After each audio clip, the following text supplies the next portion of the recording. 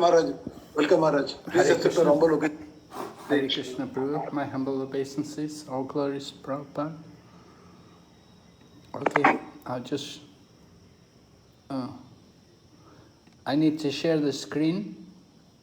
Maharaj, you can go ahead. Yeah? Okay.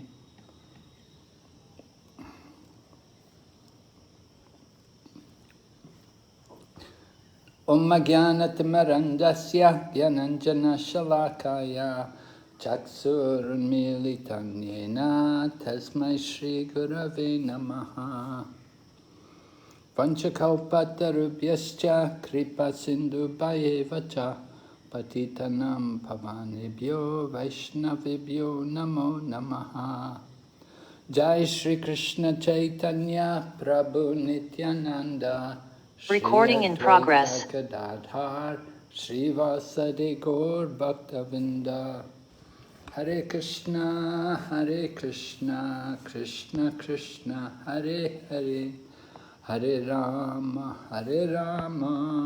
Rama Rama Hare Hare.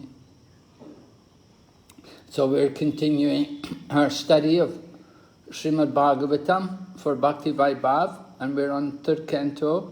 Today, chapter number 23, entitled Devahuti's Lamentation. So we heard in chapter 22 how Swayambhuva Manu had brought his daughter to the ashram of Kardama Muni, and he offered his daughter in marriage to Kardama Muni. And Kardama Muni was happy to accept Devahuti as his wife. And then we heard how Swayambhuva Manu departed and went back to his kingdom, Brahmavarta, and we heard about how Swayambhuva Manu passed his life, how he lived in his palace, although it was opulent and so much very sensual, but he was fully Krishna conscious. And we heard how he passed his days hearing the glories of the Lord and chanting the names of the Lord and writing the glories of the Lord. In this way he passed his time. The life of Manu, remember, was very long. It was 71 Divya Yugas. But he was fully engaged in the service of Lord Krishna. So now, chapter 23 begins with Devahuti in the ashram with her husband, and how she serves him. Described here in the first text that she served him constantly with great love, as Bhavani, the wife of Lord Shiva, serves her husband. So Lord Shiva is considered the best husband, and Bhavani is considered the best wife. So they live together. Bhavani and Bhava, Lord Shiva, they live together very happily, without material opulence. They live a simple life, but they're always happy in good consciousness. So Devahuti is similarly serving her husband very nicely, and she's not trying to dominate her husband. She's not trying to control her husband, but she takes the position of being a humble servant. Prabhupada writes in the purport that she served him with great love and affection, and she knew how to please him. So that's an important point. Just like all of us as disciples of a spiritual teacher, we should know how to serve our spiritual teacher and how to please him. Certainly, devotees were very conscious how to please Prabhupada. They knew everything Prabhupada liked. They knew what kind of flowers Prabhupada liked. Prabhupada liked yellow roses. He thought yellow roses were very nice. And he liked gardenias because they were very, very fragrant. And Prabhupada liked kachoris also. If you could make a nice kachori, because of course kachoris are not easy to make, quite difficult.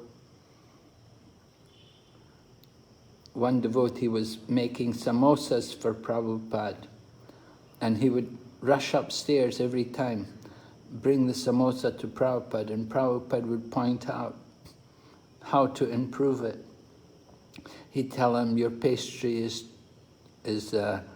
too heavy, or your filling is not right, you haven't got the spicing right in the filling, and so many different things he'd point out until he got the samosa just perfect. Prabhupada was very particular about cooking the prasadam. Food had to be very nicely cooked, nicely prepared. Whatever was offered to the deities, Prabhupada would inspect it to see how it was. So that pleased Prabhupada when we decorated the deities nicely and when we cooked nicely. And he was also pleased when we could distribute books. He liked to hear what people are saying about the books. So at the end of the purport, here in this first verse, Prabhupada has written, the girls are not taught to select a husband who is very rich or very opulent for material sense gratification. Rather, a girl is fortunate enough to get a husband as good as Lord Shiva in devotional service. Then her life becomes perfect. The wife is dependent on the husband, and if the husband is a Vaishnava, then naturally she shares the devotional service of the husband, because she renders him service. This reciprocation of service and love between husband and wife is the ideal of a householder's life.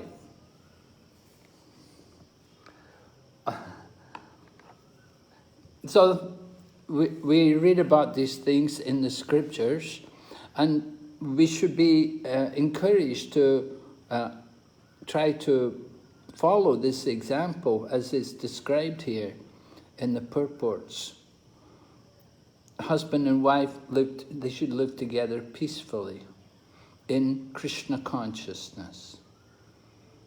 As Prabhupada said, if the husband is a devotee, then the wife will share. Husband and wife, they enjoy each other's pious activities. But if they engage in sinful activities, then they will also share the karma. The wife enjoys the pious activities of the husband, but she also suffers the sinful activities of the husband.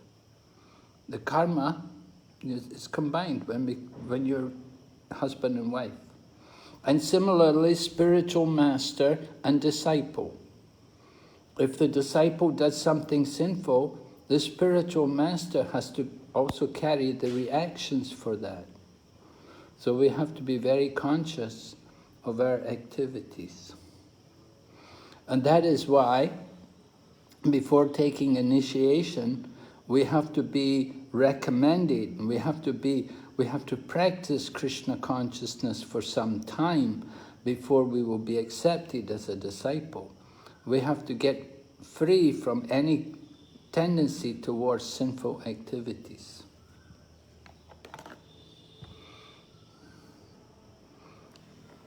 Is it clear? Any questions on this? No, Maharaj. Okay. Okay, Devahuti served her husband with intimacy and great respect, with control of the senses, with love, and with sweet words. Sweet words, very important between husband and wife. The wife should speak nicely, and similarly the husband should also speak nicely to the wife. The words should be sweet and pleasing.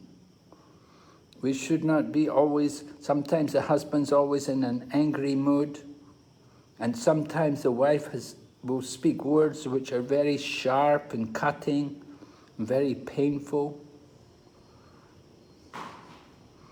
So we have to be very conscious of these things in family life, and also, of course, not only in family life, in spiritual life it's very important also. In the Bhagavad Gita it is described, in the actions in the mode of goodness involve speaking words which are truthful and pleasing. So it said, Satyam bruyat, priyam bruyat. We have to speak the truth and at the same time make it pleasing. So that is an art.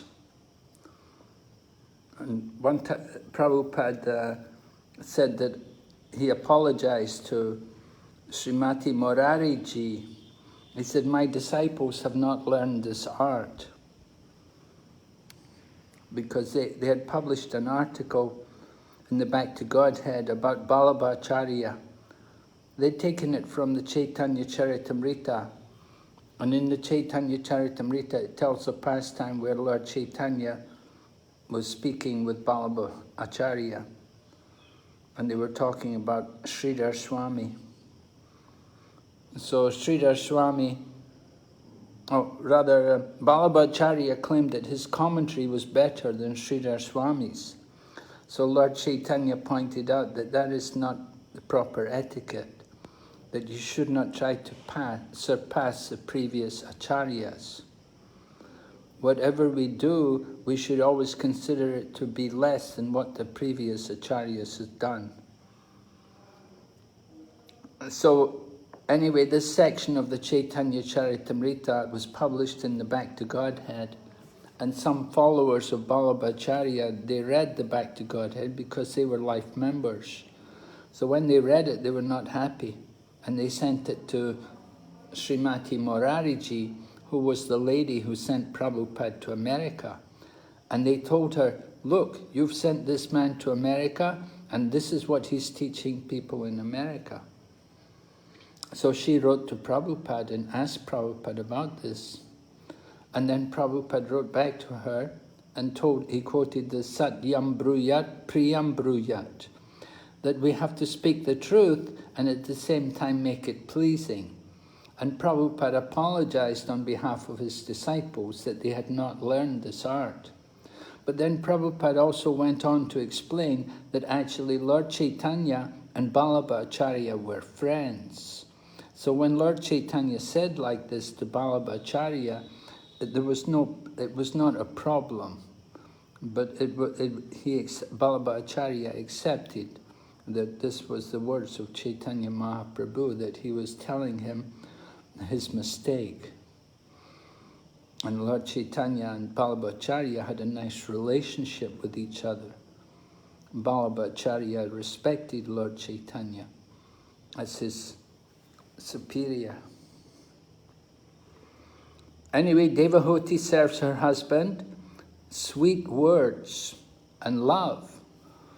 It's important in householder life. In Prabhupada's purport here, he says, a man's psychology and women's psychology are different. As constituted by bodily frame, a man always wants to be superior to his wife, and a woman, as bodily constituted, is naturally inferior to her husband. So I was telling you yesterday how in some countries, they promote men and women equal. That they say women are just the same as men, there's no difference. But Prabhupada certainly didn't think like that. He said psychology is different. And Prabhupada said there is a difference because women give birth to children. Men cannot give birth to children. And that makes a big difference. It's the women who become pregnant and have to carry the child and then give birth to the child and feed the child. Men don't have to do that. So that is the big difference, and that makes the difference in the bodily nature and in the psychology also. So it's actually the duty of the men to care for the women and to protect them. That is the duty of a man. A woman has a husband because she wants protection. She wants to be looked after. So the duty of the husband to care for his wife. According to the Vedic civilization, a wife cannot call her husband by name. In the present civilization, the wife calls her husband by name, but in Hindu civilization, she does not. So it said, Mother Sita never uttered the name Rama. So it's encouraged that the woman should not call her husband by name. How will she address her husband then? What will she say? Yes? Hare Krishna. Hare Krishna. Yes? Like with Lakshmana, she always used to address your brother. Like she used to relate with Lakshmana, she would always say your brother. She never used to say her husband also, Rama. What would she say? Your brother. Yeah, but what would she say to her husband?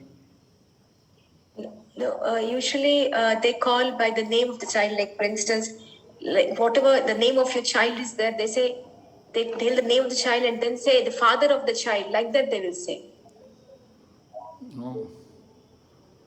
They will not call directly. They will always tell by the name. Like for example, my son's name is Alankrit. So we'll say father of Alankrit. Like that we'll call. Directly instead of saying, of course, I don't call like that. I only say Prabhu directly. But even before I came into ISKCON also, it is our custom, we never take the name of the husband, because it is said that if you take the name of the husband, then his longevity will reduce, his lifespan will reduce. So we were never taught to take the names of the, that is how that culture is inculcated in us. We have never seen my parents or my mother calling my father by his name.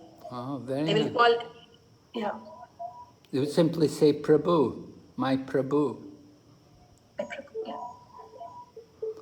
Or she can say my husband, or she can say your father. Yeah. Like that. Yes, Maharaj. Okay, so that's very nice culture. Sometimes people have a difficult time to understand this. When we try to explain it in countries which are outside the Hindu culture, sometimes it's very difficult for them to understand and to accept. But if they see the example, then they can follow. So it's quite an important part of culture. It certainly helps a lot in the relationships between the husband and wife, the family members. They learn to have proper respect for each other. So thank you for that very nice contribution, Maraji, from your own side. Hearing about your family life and the culture there. You're very fortunate to be brought up into that nice culture. Okay, text number 3. Working sanely and diligently, she pleased her very powerful husband, giving up all lust, pride, envy, greed, sinful activities, and vanity. You can understand she was really a great soul.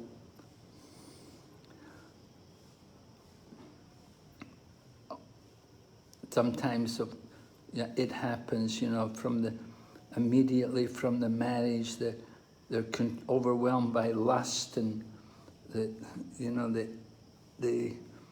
get so much entangled in their sense gratification. And then because of the lust, then anger comes about and they quarrel with each other.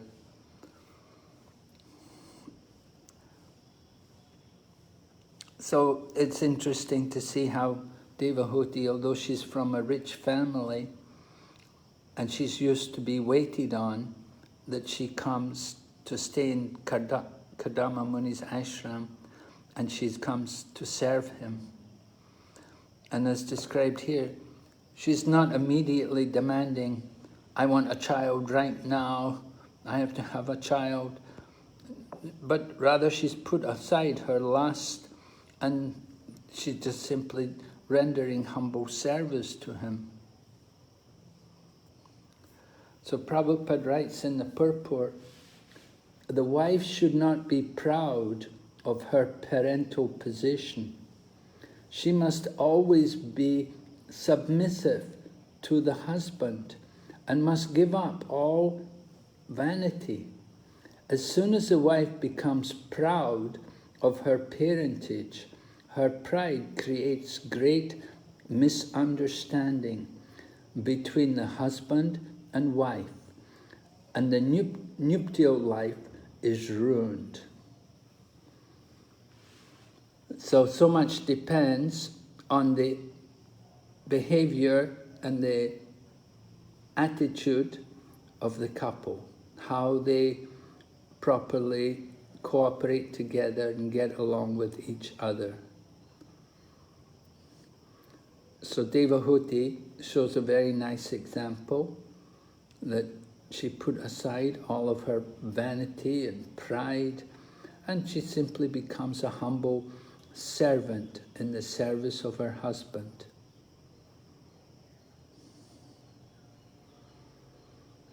Chanakya Pandit describes 4 kinds of enemies at home. Prabhupada often liked to quote Chanakya Pandit. He was fond of Chanakya Pandit's sayings. So here in the purport he said, there are 4 kinds of enemies at home.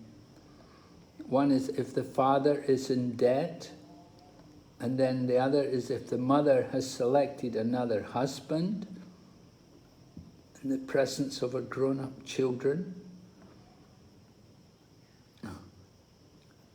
And then the third one is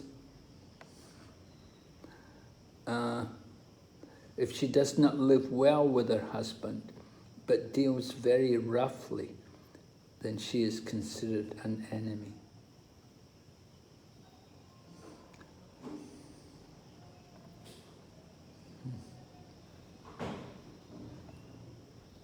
All right, deals.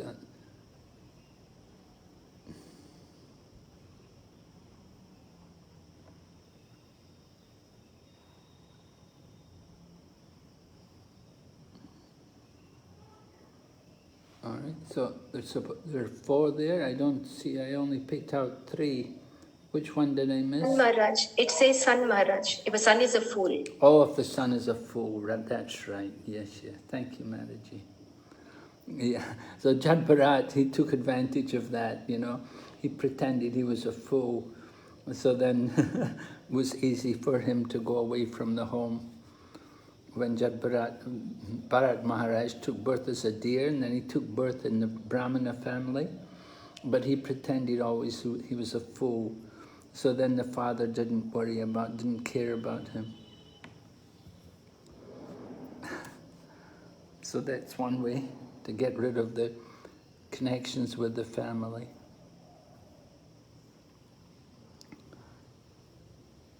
So text 4 and 5 describes more about Devahuti's nature, how she was fully devoted to her husband and looked upon him as greater even than Providence. Thus she expected great blessings from him. Having served him for a long time, she grew weak and emaciated due to her religious observances. Seeing her condition, Kardama, the foremost of celestial sages, was overcome with compassion and spoke to her in a voice choked with great love. So described here how Devahuti is sacrificing so much for the service of her husband, so much so that she's become thin and emaciated. And of course the husband is overwhelmed, he's so grateful.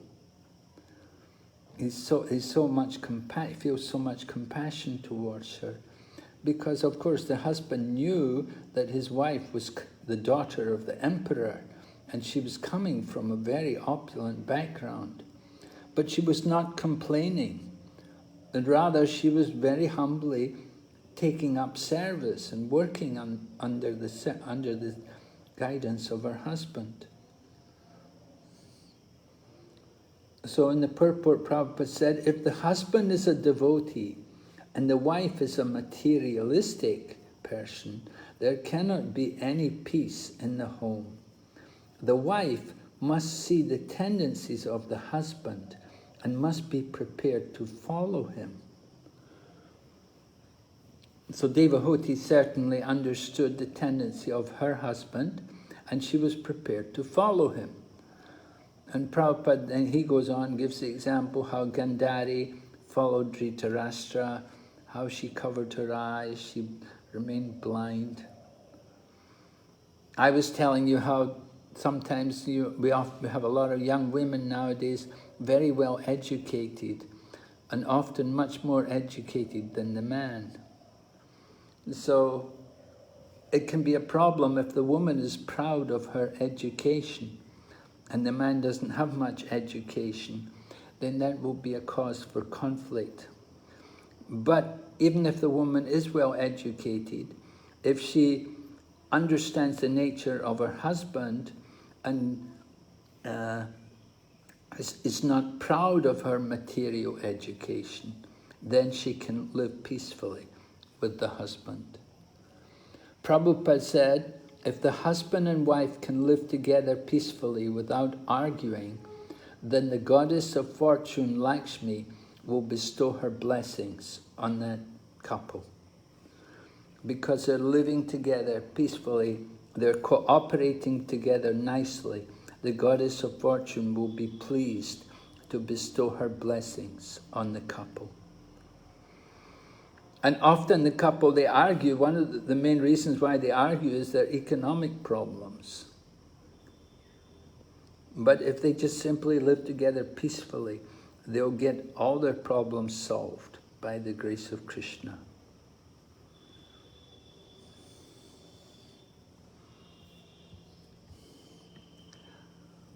So Kardama Muni is replying to Devahuti, text number 6.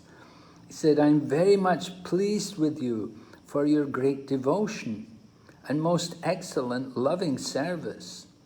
The body is so dear to embodied beings. I am astonished that you have neglected your own body to use it on my behalf. Oh, this reminds me of the similar situation in Krishna Lila, when Lord Krishna was staying in the ashram of Sandipani Muni. And so it describes there, in Srimad Bhagavatam, it describes there how Sudama, the Brahmana, and Krishna, Lord Krishna, had gone together into the forest to collect firewood to bring back to the ashram. But when they were in the forest, there was a storm, and they couldn't find their way back to the ashram. And they ended up spending the whole night in the forest together, Lord Krishna along with Sudama Brahmana. This incident was reminded by Sudama Brahmana to Lord Krishna when he'd gone to Dwarka to meet Lord Krishna. And when the next morning, Sandipani Muni, the guru, came looking for the boys, and he came with all the other boys from the school. They were very worried because 2 boys had not come home the whole night. So they went out to look for them. And when they found them, then Sudama Muni praised Krishna and Sudama in similar words, how they'd sacrificed their bodily demands and the needs of their body. They'd sacrificed everything simply for the service of their guru. And this was so much appreciated by Sudama Muni, by Sandipani Muni, and he blessed them. That he said that I bless you that you always remember all the teachings which I have given you in this ashram. So similarly, the relationship between the disciple and the spiritual master, when the spiritual master sees the disciple sacrifice everything for the service of the guru, then the spiritual master becomes very compassionate.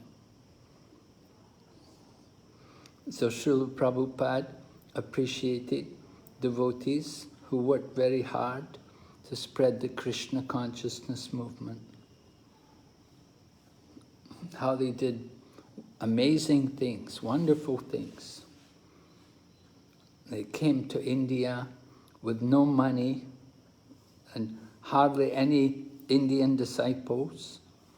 And somehow they were able to get land and build the temple in Vrindavan, and then the temple in Juhu. How did Prabhupada do these things? He didn't collect he didn't go to the rich people. Prabhupada just preached Krishna consciousness to whoever came. So the devotees were able to do so many wonderful services on behalf of Prabhupada. And Prabhupada was appreciative.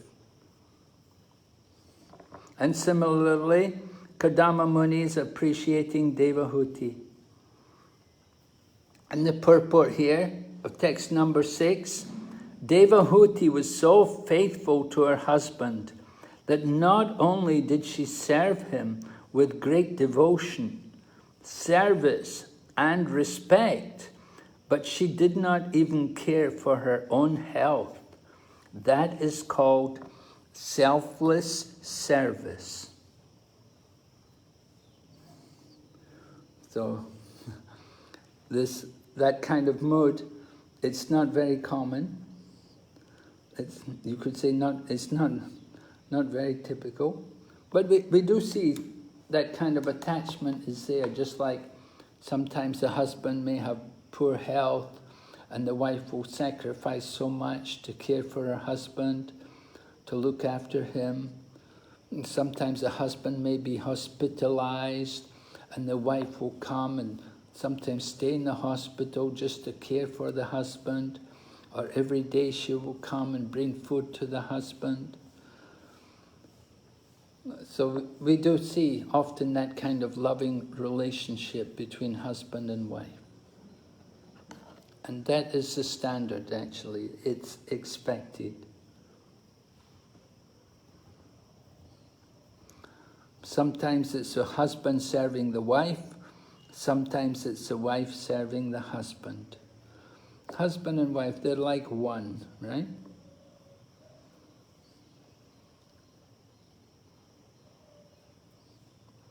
So Kadama Muni tells Devahuti, text number 7, he said,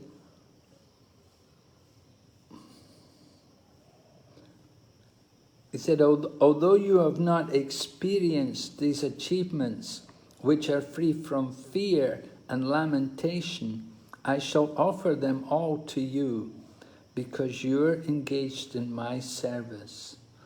Now just look at them. I am giving you the transcendental vision to see how nice they are. So Kadama Muni is he's offering to Devahuti this kind of blessing, this kind of benediction, that she'll become free from fear and lamentation. Material world, we're always full of these kind of things.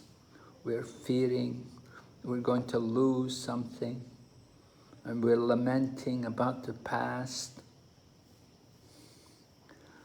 So very difficult to actually get rid of fear and lamentation. So Prabhupada asks the question in the purport, what are the graces of the Lord? It is stated here that the graces of the Lord are abhaya, free from fearfulness in the material world. We pray to Lord Krishna like that. We pray, is it Lord Nrsingadev? In the Lord Nrsingadev prayers we pray, O my Lord Nrsingadev, who possesses nails and teeth like thunderbolts, kindly vanquish our demonic-like activities for fruitive activities. Please appear in our heart so that we might become fearless in our struggle for existence in this material world.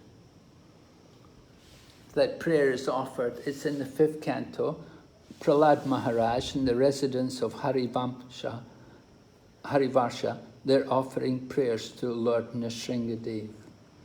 And they pray, we want to become fearless in our struggle for existence in the material world. And actually we're fearful. Our struggle for existence, especially at this time, with this pandemic situation still hanging on, there's still so many things there, not fully passed. So everyone's in a fearful condition in this material world. And whether it's pandemic or no pandemic, still we're fearful. We're always fearful about our economic situation and our health situation and our family situation. And our employment situation, so many things to fear. So we want to become fearless. And the way to do that is by taking shelter of the Lord. That we want to situate Him fully in our heart. So Prabhupada writes, when situated in the transcendental position, one is freed from 2 kinds of material diseases, namely hankering and lamenting. So we do want to get rid of these things. This is stated in Bhagavad Gita. After devotional life begins, we can achieve the full result of love of Godhead. Love of Krishna is the highest perfection of Bhagavat Prasad, or divine mercy. We want the mercy, that's the real mercy. To get love of God, that is the real mercy. But to get love of God, sometimes we have to get rid of all of our attachments. We have to get rid of all the things which we're carrying, which are obstructing our development of Krishna consciousness. And Prabhupada saw Krishna take everything away from him. Prabhupada lost his business, then his wealth, he had no money, his wealth was much reduced, and then the family were no longer respectful to him. And even the servants were not very nice to him. So Prabhupada understood that better I leave home. No point to stay in this home because the family are not nice and there's no money. I have no business anymore. The children are grown up. So his commitment was already completed.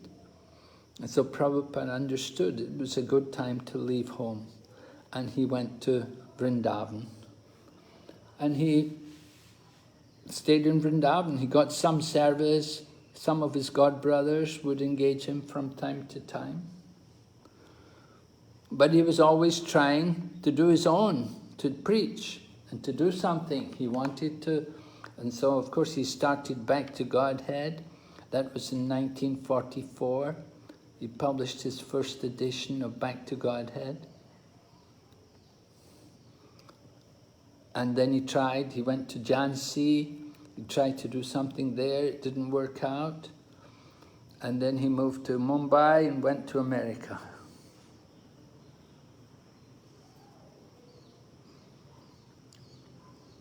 So Kadama Muni is explaining to his wife that there's no need of material enjoyment. Material achievements are going to be destroyed in the course of time. People work very hard to enjoy wealth and big homes and so on, but all of these things will be finished in the course of time. What we should be doing is working to cultivate our Krishna consciousness.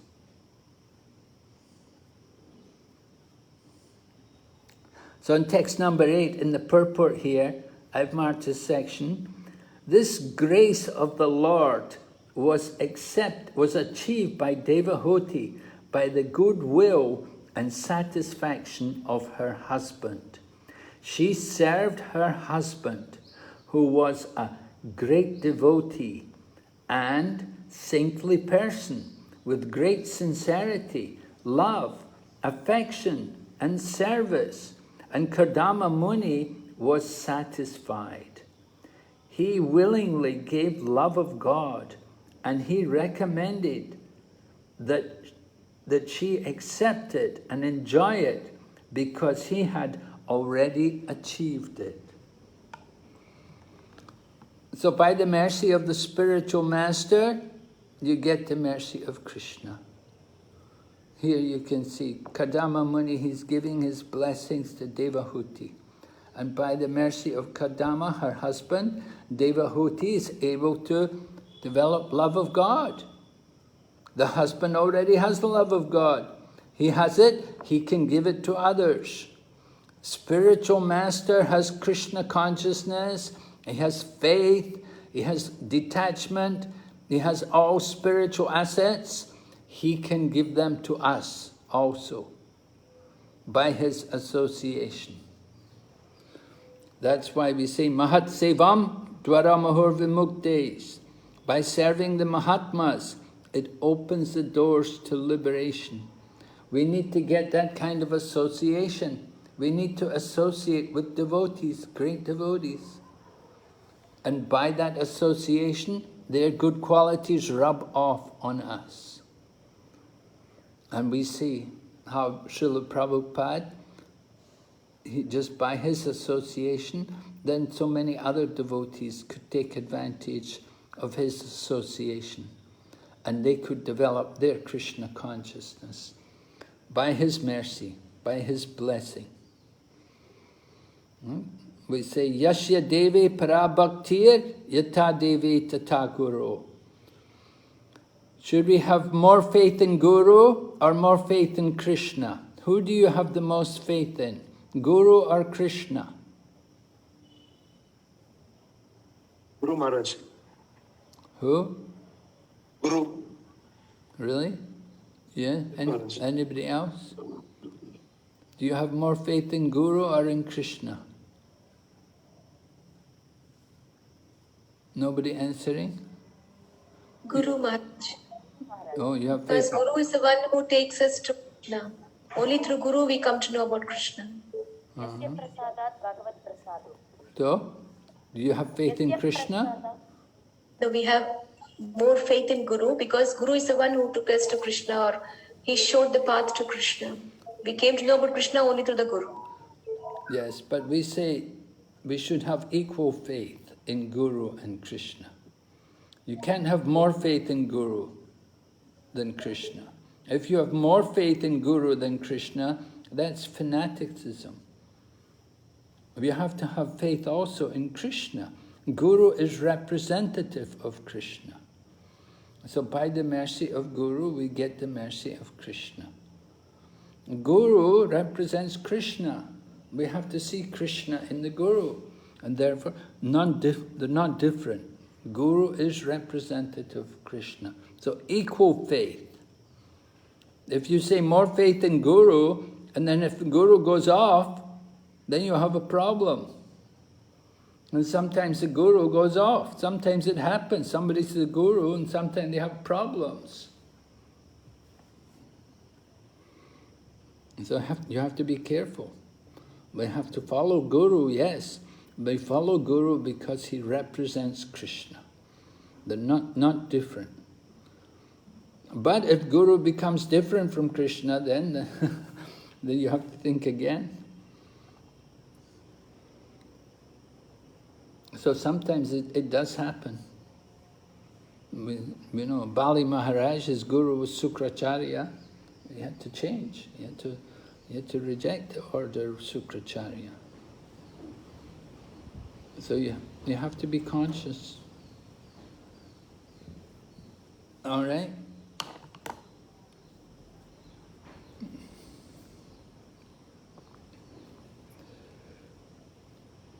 So Devahuti has heard her husband and she's very happy. She's smiling and she's going to reply. Text number 10, she says to her husband, I know you have achieved perfection. You're the master of all the mystic powers. You're under the protection of Yoga Maya. But then she reminds him, you once made a promise that our bodily union should now fulfill, since children are a great quality for a chaste woman who has a glorious husband. So Devahuti naturally wants a child. You know, she's a woman and she would like to have a child. She'll feel more complete in the marriage. The marriage has to be consummated, and the consummation of the marriage will be confirmed when there's a child.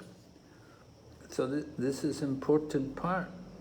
Family life, it said that if the couple have no child, then the home is like a desert without a child. Prabhupada writes in the purport here, by bodily union of the husband and wife, their qualities are expanded. Children born of good parents are expansions of the parents' personal qualification. Both Kardama Muni and Devahuti were spiritually enlightened. Therefore, she desired from the beginning that she should be pregnant, and then she be empowered with the achievement of God's grace and love of God. For a woman, it is a great ambition to have a son of the same quality of a highly qualified husband. Since she had the opportunity to have Kardama Muni as her husband, she also desired to have a child by bodily union. So, of course, this is expected, and certainly Kardama Muni was prepared for this. He understood his duty, that he also wanted to have children, and he had been ordered by his own father, Lord Brahma, that he should help to populate the world.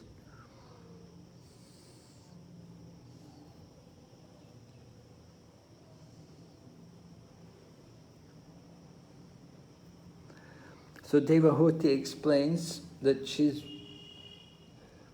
wants to have a child, but at the same time, she understands that their present situation is not very suitable for having children. Her body is skinny and emaciated. So she says to her husband, please think of a suitable house for this purpose. Remember, they were living in the hermitage. So the hermitage is the place of goodness. So Devahuti wants to have a child. They should have a place which is more conducive to the mode of passion. They should have a more opulent home. And Prabhupada in the purport, he talks about the Kama Shastra, that there are scriptures which tell what should be arranged in order to create the right atmosphere and the right environment so that husband and wife can combine together to produce good quality children. Everything is described. What kind of dress they should wear, and what kind of ointment and perfume should be there, and what kind of home it should be also.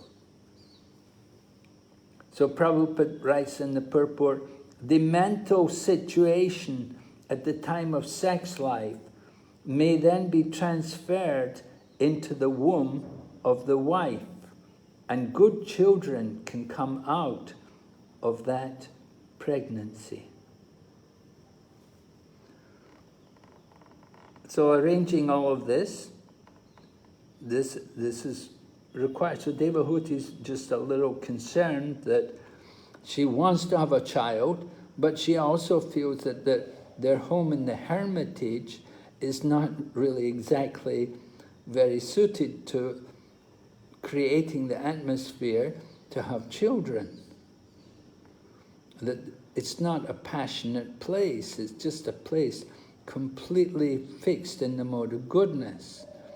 And if you want to have children, there has to be a nice passionate atmosphere.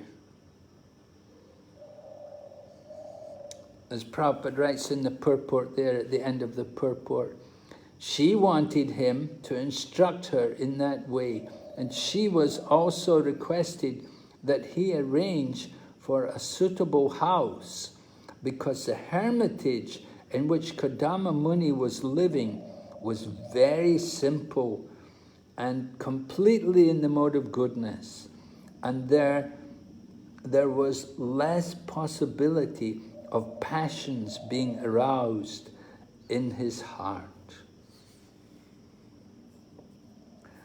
So, is this a problem? You know, we see young people, what happens today when they want to have a family, they want to have, you know, more children. Generally, they have to go off and work somewhere.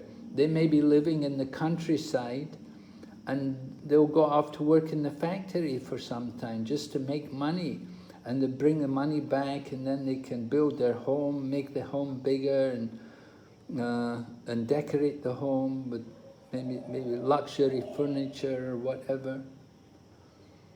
And in that way, they create more passionate atmosphere in the home, and they can have their children.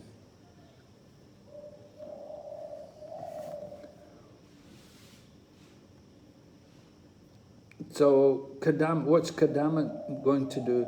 He exercises his yoga powers and instantly produced an aerial mansion that could travel at his will. So we heard Kadama Muni is a Maha Yogi. He's a great yogi, and he has these yoga siddhis. He can produce these things just simply by his will. So simply by his will, he created an aerial mansion which could travel throughout the universe.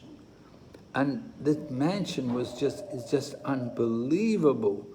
And it's described here, all the different features of this aerial mansion, that is bedecked with jewels, adorned with pillars of precious stone, and capable of yielding whatever one desires. It was equipped with every form of furniture and wealth which tended to increase in the course of time. There's nothing which could quite compare to it today.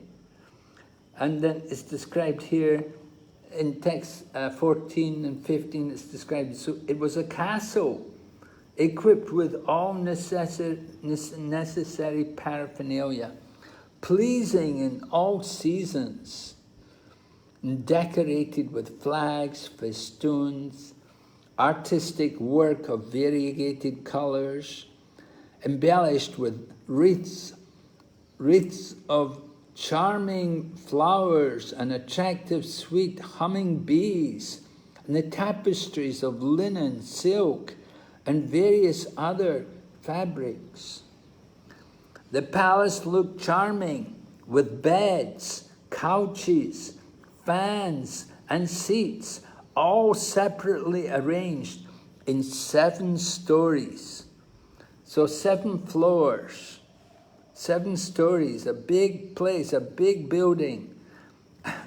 And it can fly, it can go through the air, it can travel beyond this planet, it can go to other planets in the universe. So it's just unbelievable, it's just amazing how it was so opulent and at the same time it was so powerful.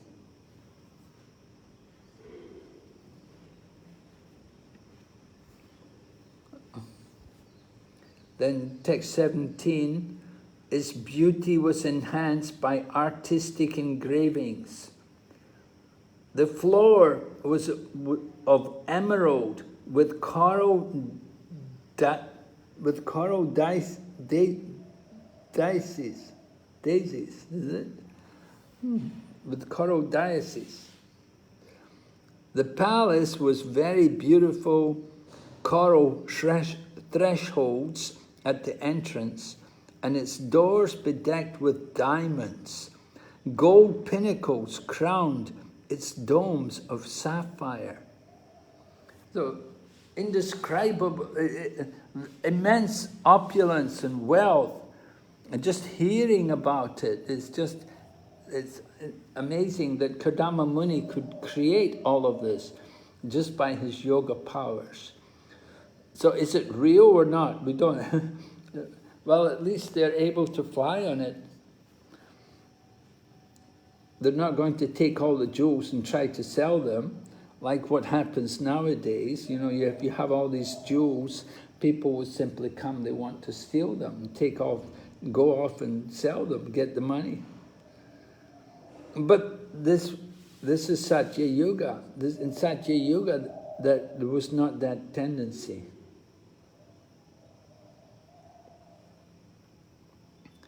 Then it's described here and there in the palace there were live swans and pigeons. And there were also artificial swans and pigeons. But the artificial ones were so lifelike that the real birds, the real swans, they thought the artificial ones were also real. And sometimes they would attack them. So the palace was filled with the vibration of these birds. And the castle also had wonderful pleasure grounds where different trees would grow. And there were chambers, bedrooms, inner and outer yards. All this caused astonishment to the sage himself. So even Kardama Muni is astonished. Even Kardama Muni is astonished by all of this.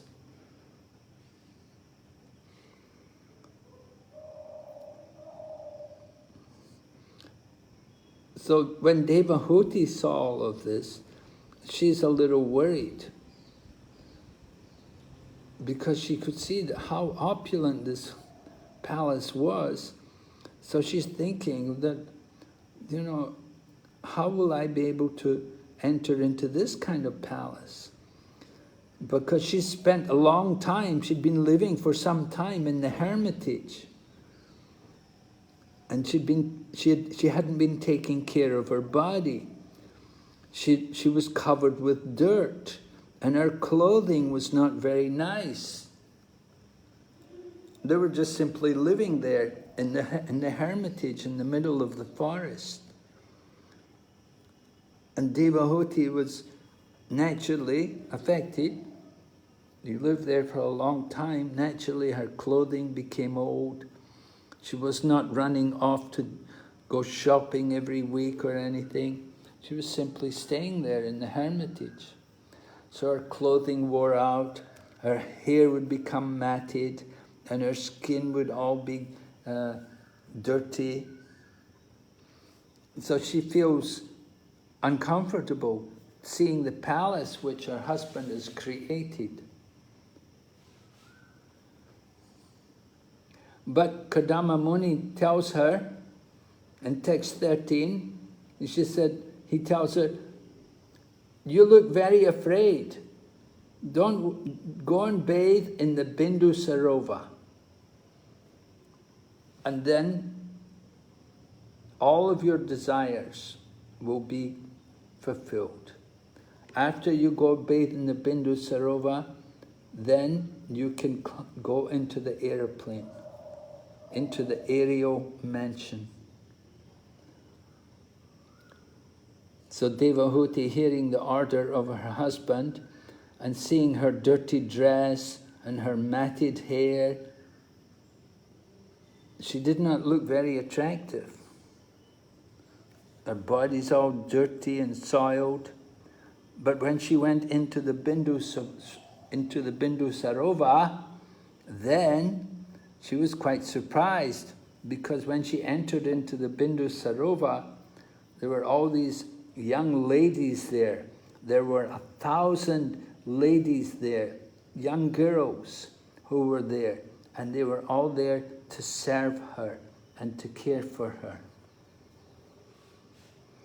So text 26 describes, in a house inside the lake, she saw 1,000 girls, all in the prime of youth and fragrant like lotuses. So entering into a house in the lake. Can you imagine that? How could there be a house in the lake? We would wonder about that a little bit. But I was just recently reading about Kaliya, and in the Srimad Bhagavatam it describes that Kaliya knew the art. He could make solid things out of water. So there is that kind of power, that if the yogi knows these different asiddhis, the different powers, he can convert water into something solid. So apparently, in the Bindu Sarova, they had created a house where 1,000 girls are all living. Young girls. And these girls are there to serve Devahuti. And they tell her, we are your maidservants. Tell us what we can do for you. And the girls were very respectful to Devahuti. And they brought her and they bathed her with different valuable oils and ointments. And they gave her fine, new, spotless cloth to cover her body. And so, just like, we have these beauty parlors, or, sometimes old people go to be rejuvenated, to get their skin freshened up and to make themselves younger looking and so on. So similarly, Devahuti, she's gone into the Bindu Sarova, and there's 1,000 ladies all there waiting to serve her, just to take care of her body and to help her to get rid of all the dirt and the whatever was stopping her from having the mood of enjoying this aerial mansion which her husband has created. So they bathed Devahuti in so many nice substances, nice oils, and they brought her food also containing all good qualities, and a sweet, inebriating drink called asavam. And Prabhupada explains about this asavam, that it's a medical preparation. Prabhupada said, it's not a liquor, but it's made from drugs, and it's meant to improve metabolism for the healthy condition of a body.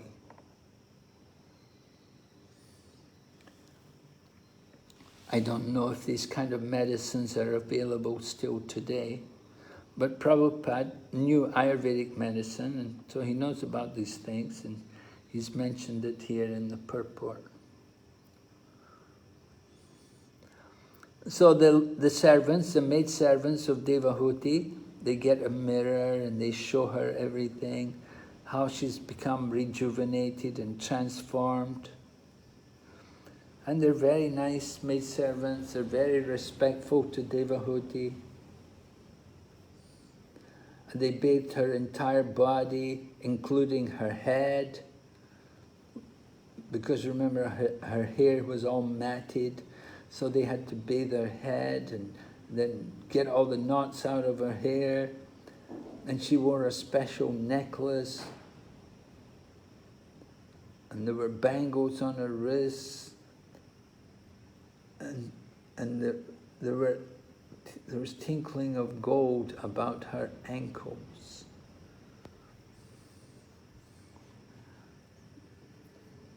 So she's very nicely decorated with numerous jewels, a girdle of gold, pearl necklace, auspicious substances were used.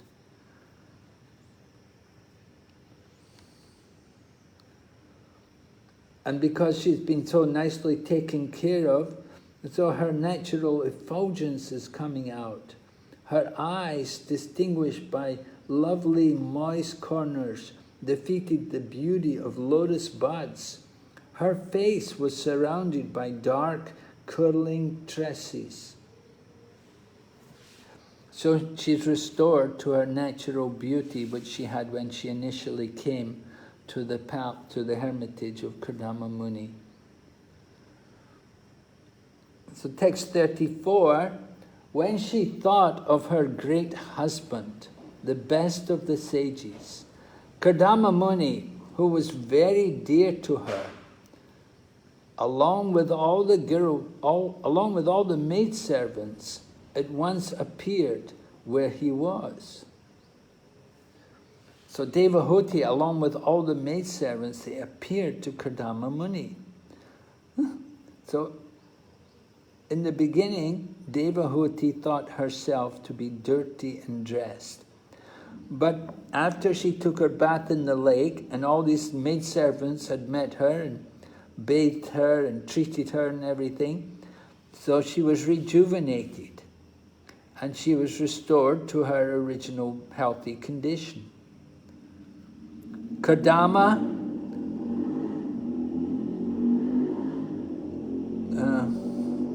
everything was done within the water, and as soon as she thought of her beloved husband Kardama, she was brought before him without delay.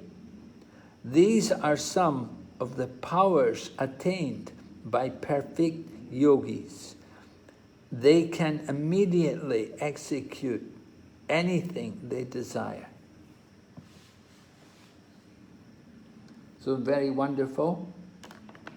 Yoga powers and Satya Yuga, not uncommon.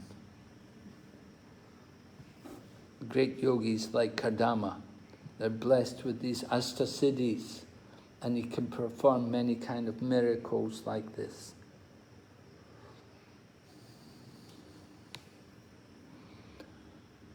So Devahuti's there, and she's got the 1,000 girls there who are serving her, and they're ready to go into the airplane.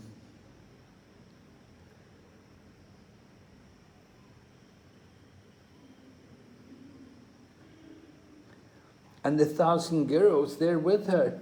They follow her.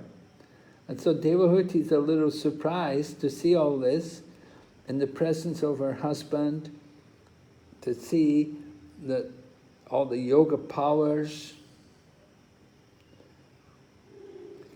these kind of yoga powers, even in the Satya Yuga, they were attractive.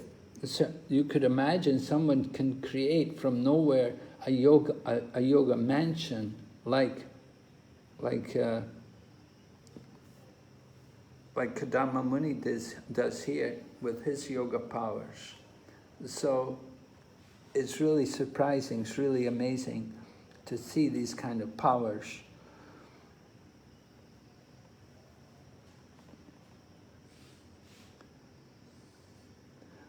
Well, he's not, of course, he's not just an ordinary yogi. He's a very great yogi. And he's got the blessings of his father, Brahma. He's not disobedient to his father. His father wanted him to marry and to produce progeny. So Kadama Muni does it. He's married and he's taken a wife, and now they're thinking about having progeny. But in order to have the progeny, they have to create the right situation. They have to have the proper environment. So this was arranged by Kadama Muni's power, that he got Devahuti to take her bath, and then she went into the lake, and the 1,000 Gandharva girls are all there. They're described as Gandharva girls.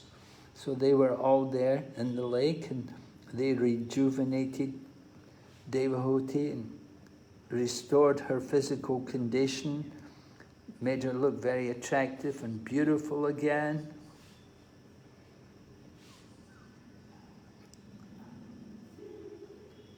So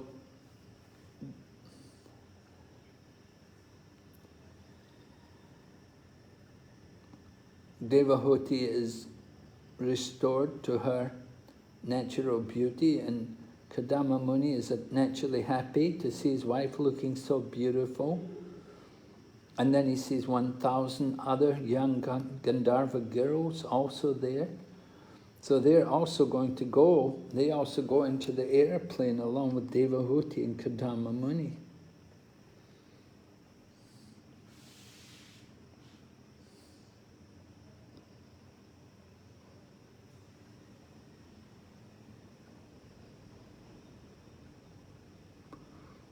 So it's mentioned that although Kadama Muni was attracted to, he was attached to the beauty of his consort, that he did not lose his glory, and he did not lose his mastery over his self.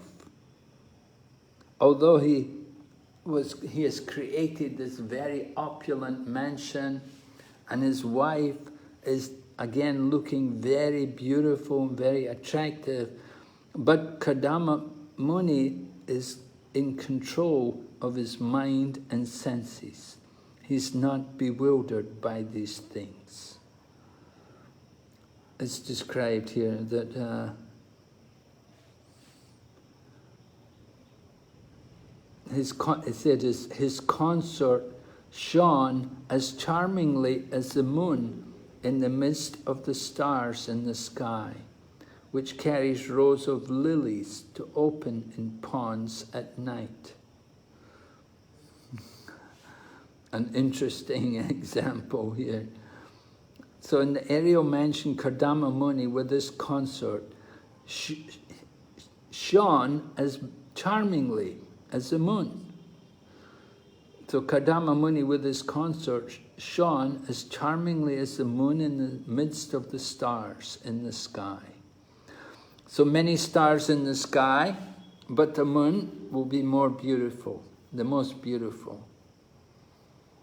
It's the moon, which is the important source of light in the night.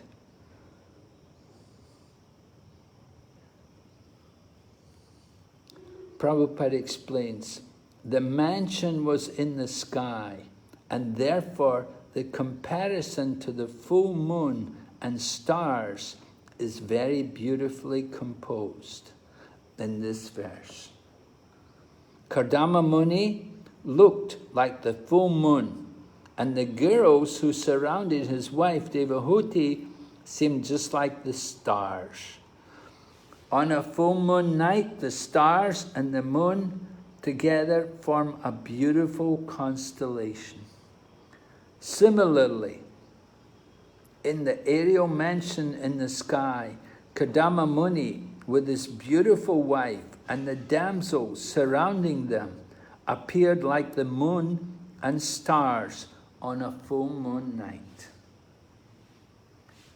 So this Srila Vyasadeva gives this example, describing Kadama Muni and the 1,000 Gandharva girls.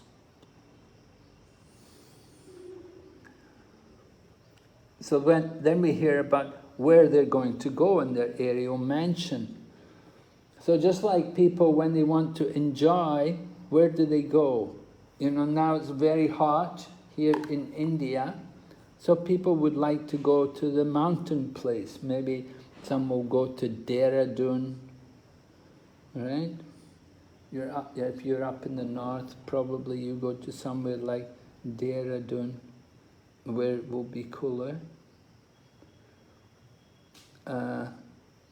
In most parts of the world, they have some arrangement like that. They'll have places where people like to go to relax. And so here, on this earth planet, it's customary that they'll go to the mountain place. In Bhumandala, on Bhumandala, there is Mount Meru. Mount Meru is the biggest mountain in Bhumandala, at the center of Bhumandala. And the demigods all go around Mount Meru to enjoy. So similarly, Kardama Muni and Devahuti, in their aerial mansion, they also flew to these different kinds of places. They went around places like Mount Meru, which is enjoyed by the demigods. And they enjoyed there. It's mentioned pleasure valleys of Mount Meru.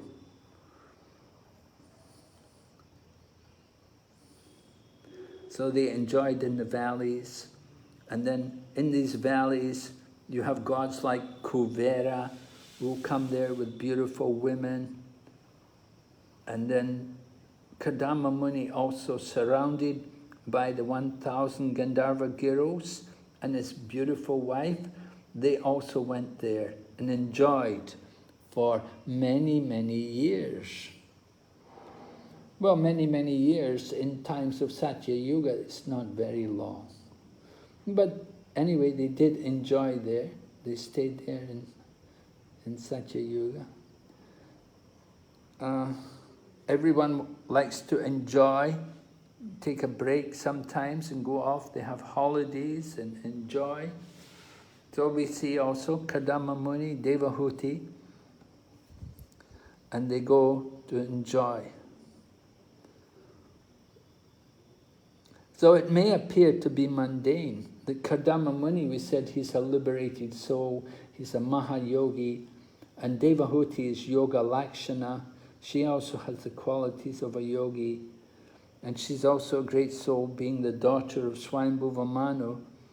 But Prabhupada says that the sex indulgence was praised by many, many siddhas, beings who have attained perfection, because it was intended to produce good progeny for the good of universal affairs. So that makes a difference. That although they were going there to have children, maybe I think, oh, it's just sense gratification, just Maya. But Prabhupada said no. He said, because their intention was to have good children. So it's honorable, it's glorious. So we have to always understand the consciousness behind these things, not just the activities, but what was the purpose behind it. Purpose ultimately is to please Krishna, to please Lord Brahma, to please the authorities, that they want to have good progeny to fill the universe. So their mood was like that. It was not just sense gratification, but it's actually praised. And the siddhas, they're praising it.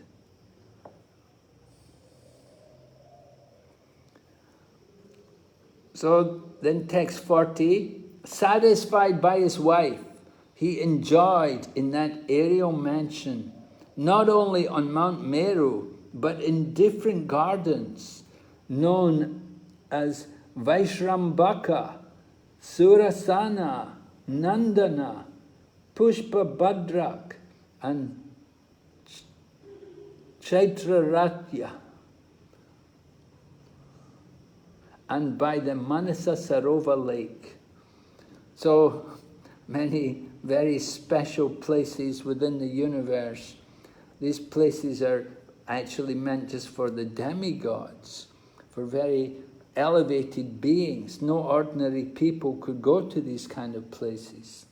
But somehow Kardama Muni and Devahuti, because they're not ordinary also, they're able to go. So he traveled in that way through the various planets. Just like the air passes uncontrolled in every direction. So coursing through the air in that great and splendid aerial mansion, which could fly at his will, he surpassed even the demigods. Kardama Muni is a pure devotee, he's a liberated soul, so certainly he can surpass the demigods. And he's the son of Lord Brahma. Lord Brahma is the first of all beings in the universe. So certainly Kardama Muni can do amazing things. Prabhupada writes in the purport here, text 41, it is not possible to travel to any other planet because of the laws of nature. Even the demigods cannot move from one planet to another. But Kardama Muni, by his yoga powers, could surpass the strength of the demigods and travel in space in all directions. So the laws of nature are there even for the demigods. The demigods are not so free that they can move everywhere. It's said in the Kali Yuga the demigods don't come to Earth planet. Previously they would come to Earth, but Kali Yuga they consider it not a very good time to come. They don't come. And of course we know also, where can we travel? Hardly we can travel even in our own country. What to speak of go beyond the planet to other planets. But Kardama Muni could do all that. Interplanetary travel was nothing for him because he's a great yogi. And when he goes, he's taking his wife with him. He's not going on his own. And they brought also the 1,000 Gandharva girls, and he's got his aerial mansion. He's brought this beautiful flying mansion to where he's living. No need of 5-star hotels. He has his own flying mansion. We cannot imagine. There are many rich people on the planet today. Some people are very, very rich. They have billions of dollars. Do they have aerial mansions? They may have their own airplane, but do they have an actual aerial mansion, just like Kardama Muni? No, they cannot begin to compare to the opulence of Kardama Muni and his lifestyle. Some very famous politician or movie star or something, they may have their own plane, they may have their own jet, but they don't have their own flying mansion. They may have a mansion on the ground, but they don't have something which can fly. That's unheard of.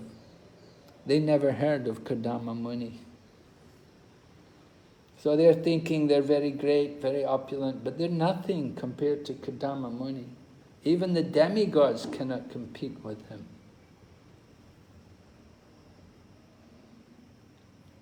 So that's the power of devotional service. Because Kardama Muni is a pure devotee, so he can do these wonderful things. And Devahuti is also enjoying.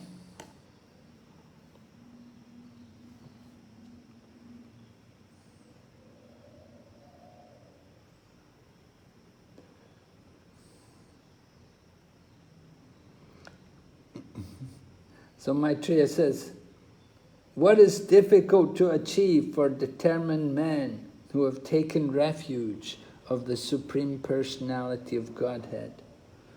In other words, there's nothing difficult to achieve for one who's surrendered to Krishna. There's nothing difficult for somebody like Kardama Muni to achieve.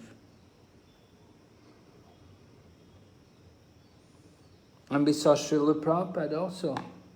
There was nothing difficult for him to achieve. He could achieve everything by the grace of Krishna. Krishna gave him a mansion in London. He gave him a mansion in Detroit, beautiful estates. Not just a house, but estates, you know, beautiful places. And then, of course, Prabhupada got his own lands in different places here in India, and established centers here in India, in Bangladesh also. Countries like Bangladesh, where Krishna has many nice centers there.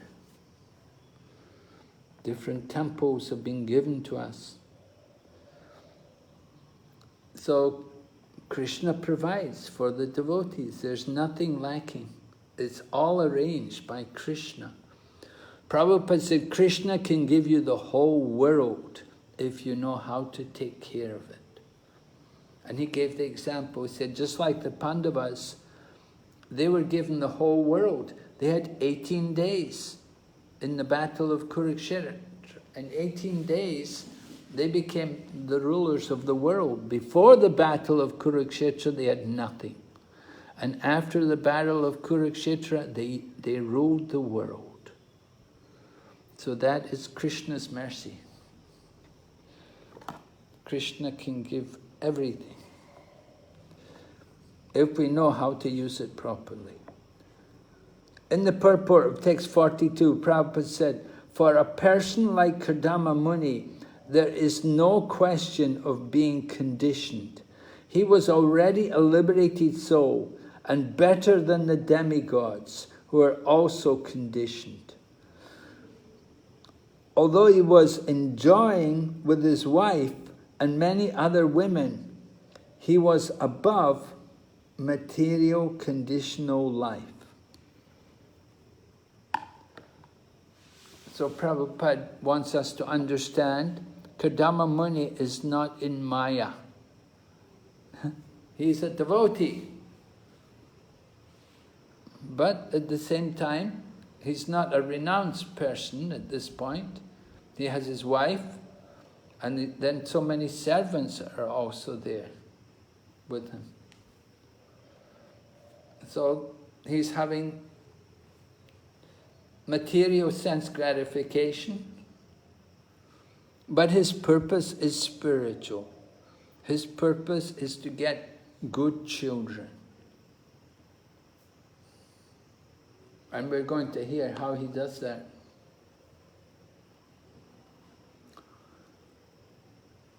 So he showed his wife the different parts of the universe, different arrangements, many wonders. They traveled around, they saw everything in the universe, and then Kardama Muni returned to his own hermitage. They came back to their own place. Prabhupada talks about how the spacemen went to the moon. He said they say they go to the moon and then they come back. He said that is the enjoying mentality. You go somewhere and you come back. They don't stay there. He said they want to go somewhere to enjoy, and then they will come back. So similarly, Kardama Muni and Devahuti, they traveled through the universe. They went to Mount Meru, and they saw the different places in Bhumandala, and they went around the universe, and they even saw things, the upper planets and so on. And then they came back, because Kardama Muni understands there's something to be done. It's not just simply only enjoy and travel around the universe and see. So he's come back, he has some duty to perform. So they come back, and after coming back, text 44, after coming back, he divided himself into 9 personalities just to give pleasure to Devahuti, the daughter of Manu, who was eager for sex life. In that way, he enjoyed with her for many, many years, which passed just like a moment. In the material world, time is like that. We don't always appreciate that many years are passing. We say time moves like an arrow. Arrow moves very fast. You don't see it move. So time is moving like an arrow. And Prabhupada also quoted Chanakya Pandit, who said about time, he said, time is the most valuable thing. He said, you can buy gold, but you cannot buy time. And because you cannot buy time, you may be taken in to waste time, not to be serious about our life. So every moment is important. You don't want to waste time, because you can never buy one moment back. Every second gone is a second nearer to the end of life. We have to use time very carefully. Sometimes people say time is money, and money is the honey. They say, so time is money for people. We're also concerned with time. We say time is very valuable because it's important for us in the service of Krishna. We want to use every second carefully for Krishna's service. So Kardama Muni divided himself into 9 personalities. Why did he divide himself into 9 personalities? Does anyone know?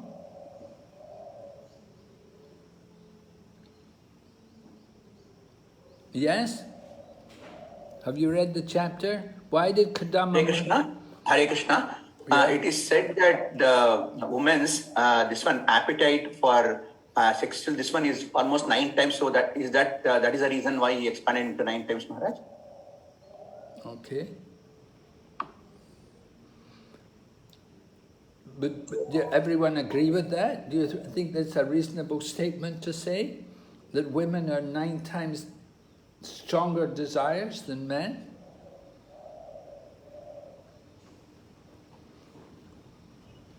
Any comments on that? Do you feel this is proper to judge, to say this about ladies? Maharaj. Yes? You don't like this, Maraji?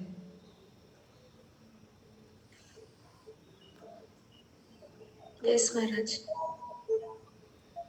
You like it or you don't like it? If you say yes, then I think it means you agree with it, right? I'm not refuting the statement of Srila Prabhupada, but it is not so with all. Well, it's not Prabhupada's statement. Prabhupada's quoting from Srimad Bhagavatam. Prabhupada's just telling you what Srimad Bhagavatam said, and he's explaining to you, right? Don't blame Prabhupada. Sometimes we take these things, oh, Prabhupada said that, Prabhupada's just quoting, he's just translating the text, you know? It says it here. And remember, this is Satya Yuga. Maybe it's different in Kali Yuga. Maybe ladies in Kali Yuga are different from Satya Yuga. Or maybe you're not all like Devahuti. Maybe it's just Devahuti's problem, that she's very lusty. But we heard also that she was controlling her lust. So what I would attribute, what I see, Maharaj, maybe I'm correct or not, I don't know. Because it says about time, maybe Kardamuni did not want to waste time for 9 years to beget 9 children. So he at once expanded himself to 9 to give birth to 9 daughters. Oh, okay, maybe that's an explanation. That he can make proper use of time, expand himself 9 times and then get 9 children all at the one time. Rather than have 1 child each year, he can have all the 9 children at one time. Because he wanted to leave and take up to full-time devotion. That was his intention. Okay. Yeah, he wanted to, yeah. So maybe that's the point. Maybe maybe 1 child is not enough for Devahuti. Why does he have to have 9 children? You know, if he wanted to leave home, he could have just gave 1 child, right, and then left home. Why does he have to have 9 children? Because it says that a yogi can expand maximum 8 or 9 times. So he took the advantage of that. Oh. Yes, yogis can expand 9 times. So, take advantage of that. Because the intention was to populate, isn't it, Maharaj? The whole purpose of this marriage with Devahuti was to progenate, all right, yes. populate the universe. Populate the universe, that's the reason.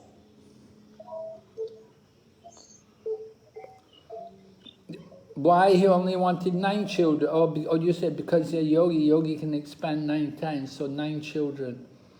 Okay, so that's a nice explanation. We know like Daksha would have 10,000 children. 10,000 sons and 1,000 sons. Have so many children. But Kadama Muni is not quite like Daksha. Anyway, he's making use of his yoga powers and he produces 9 children. Or rather, he expands himself 9 times so that he can enjoy, and it says, he enjoyed with her for many, many years. So, you were saying about time that he wanted to have the children quickly, he didn't want to wait 9 years. But here it says he enjoyed with her for many, many years. Anyway, Kardama Muni expanded himself into 9 forms instead of 1. He became 9, and 9 persons had sexual intercourse with Devahuti for many, many years. It is understood that the sexual appetite of a woman is 9 times greater than that of a man. This is clearly indicated here. Otherwise, Kadama Muni would have had no reason to expand himself into 9. Here is another example of yoga powers. But then Prabhupada talks about Krishna, that Krishna could expand himself 16,108 times, and he could have 16,108 wives. Kadama Muni, he was limited to 9 times. Prabhupada says Subari Muni, he could expand himself 8 times. So even though Subari Muni and Kadama Muni were great yogis, they were nothing compared to the personality of Godhead, who can expand himself unlimitedly and who can enjoy in an unlimited way. No one can compare to the Supreme Personality of Godhead by any conceivable energetic manifestation of power. So it's a very nice point here to see the power of Lord Krishna, how it's so supreme. You want to enjoy, nobody enjoys like Krishna. So then going ahead, 45, in that aerial mansion, Devahuti, in the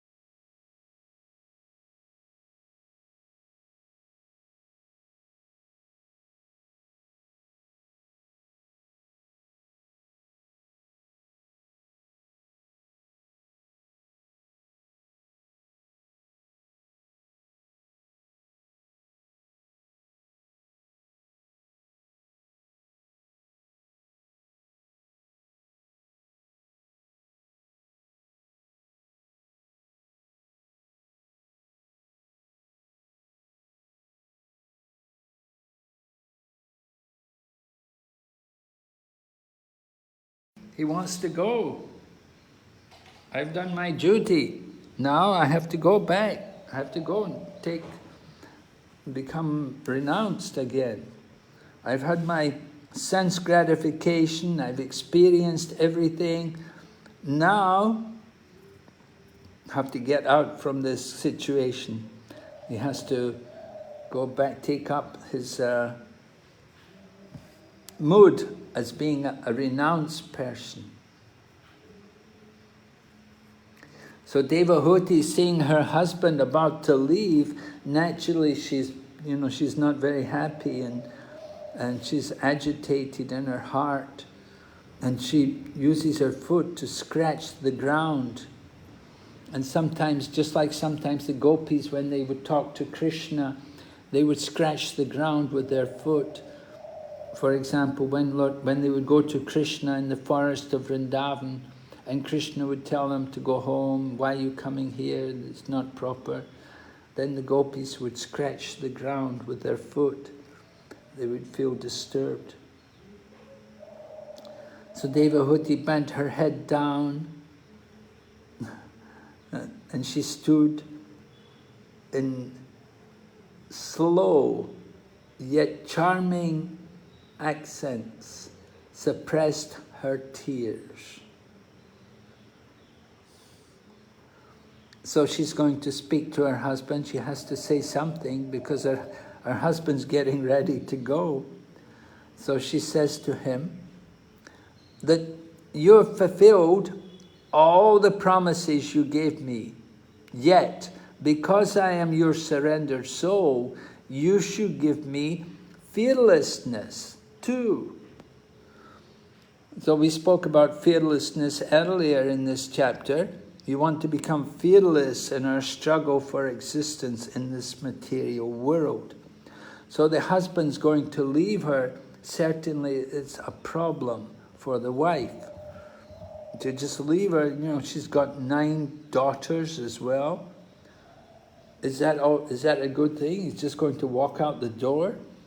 His wife has got 9 children, 9 daughters, and he's just going to run away? Is that responsibility? So Prabhupada says in the purport, one who cannot get free from the clutches of death is dependent, and he should not become a spiritual master, nor a husband, nor a kinsman, nor a father, nor a mother, etc. It is the duty of the superior to give fearlessness to the selflessness. So Devahuti is saying, you have given me all types of material comforts by your yoga powers. And since you have now prepared to go away, you must give me your last reward so that I may get free from the material conditional life. Devahuti is realistic. She understands her husband is not, he hasn't done everything he's supposed to do. He gave her 9 daughters, but there was one more thing which he was supposed to give her, and that was to help her to get free from conditioned life. And in order to do that, Kardama Muni is going to give her a son. And this will lead to the birth of Kapila Muni. And you will see in the rest of the 3rd canto, you have the appearance of Kapila Muni and how Kapila Muni enlightens Devahuti by teaching her the Sankhya philosophy to get her free from conditioned life. So Devahuti speaks about the daughters. He said, daughters are not a problem. As far as your daughters are concerned, they're not a problem. They can find their own husbands, and they'll go away to their husband's home. So the 9 daughters are not a problem. But she said, who will give me solace after your departure? When you go away and become a sannyasi, what's going to happen to me? Who's going to be there to guide me? So Devahuti is thinking like this, because at this point they only have 9 daughters, they don't have Kapila.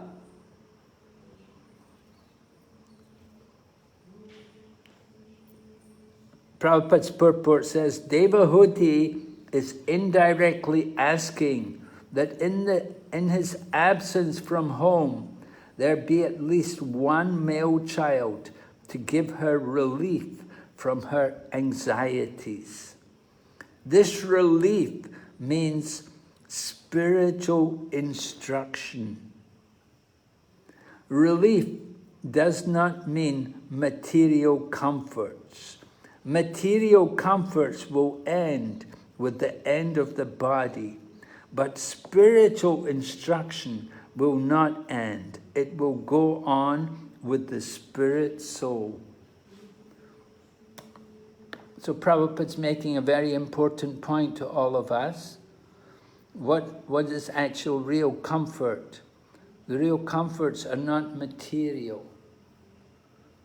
Somebody, you may think, oh, when the father dies, he leaves, or the father goes away, takes sannyas, but he leaves money.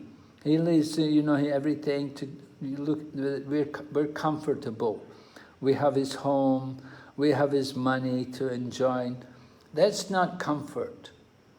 The real comfort is spiritual knowledge, which will get you free of birth and death.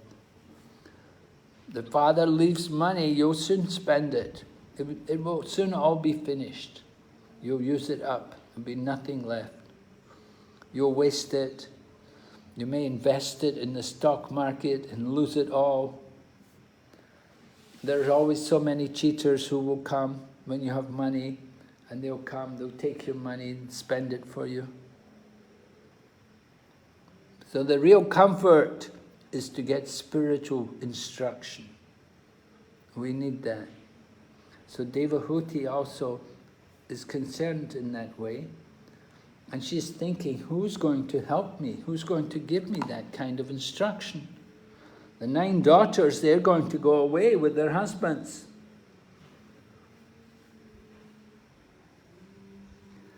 So then text 53, she says, until now, we've wasted so much time in sense gratification, neglecting to cultivate knowledge of the Supreme Lord.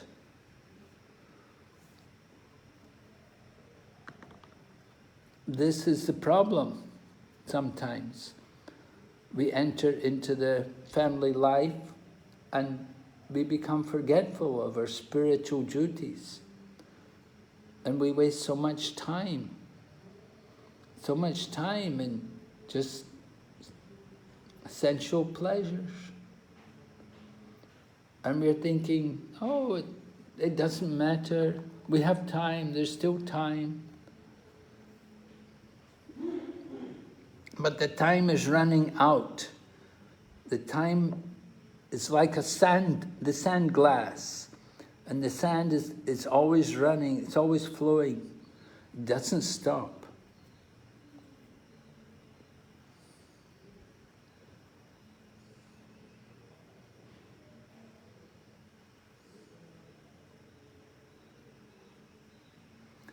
So Devahuti said, we spent so much time enjoying, now there must be something for my spiritual advancement.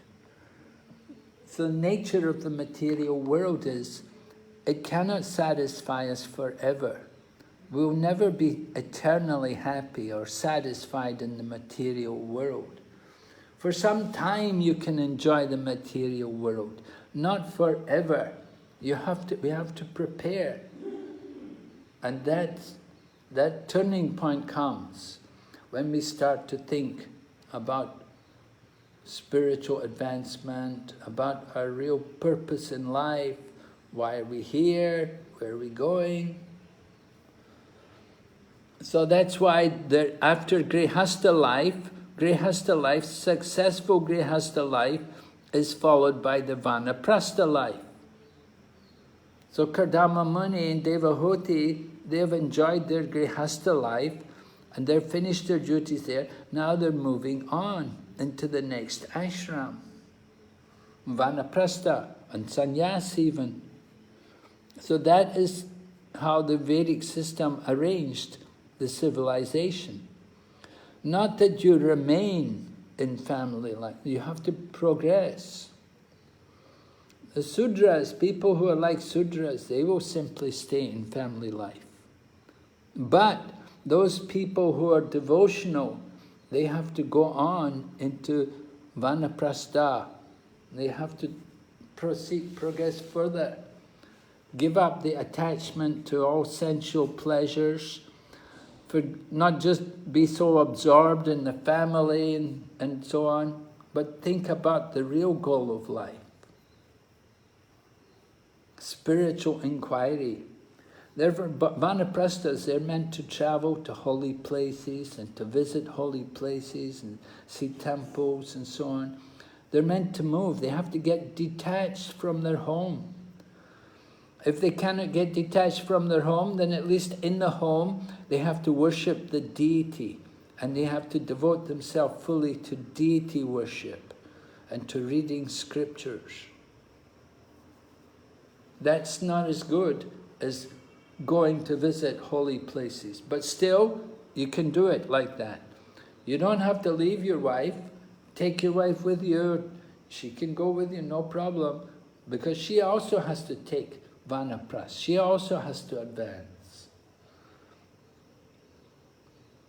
So it's good to visit the holy places, go and see the holy, and then it's, again, at home, when you go home, you want to have deity worship and scriptures, make programs, have people come to your home, have kirtan, or you go to visit temples also in your homeland, and go to see devotees and associate with devotees.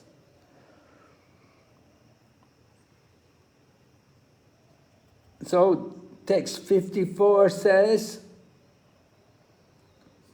I have loved you, Devahuti is saying, I have loved you while remaining attached to the objects of the senses. Nonetheless, let the affinity I have developed for you rid me of all fear.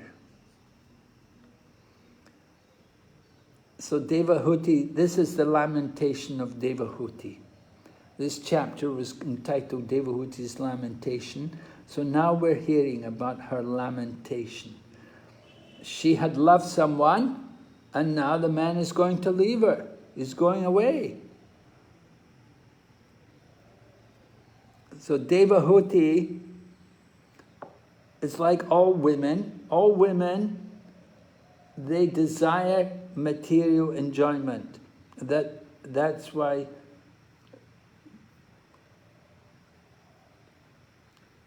why sometimes we describe women as being less intelligent, because they are mostly prone to material enjoyment.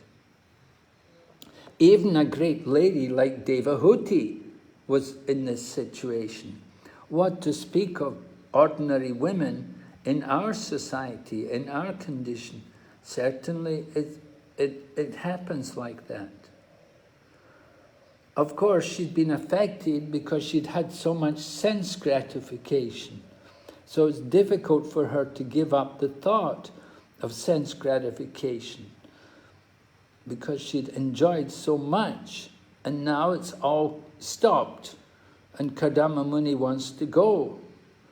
So it's hard for Devahuti to understand. And she's thinking, what did I do wrong?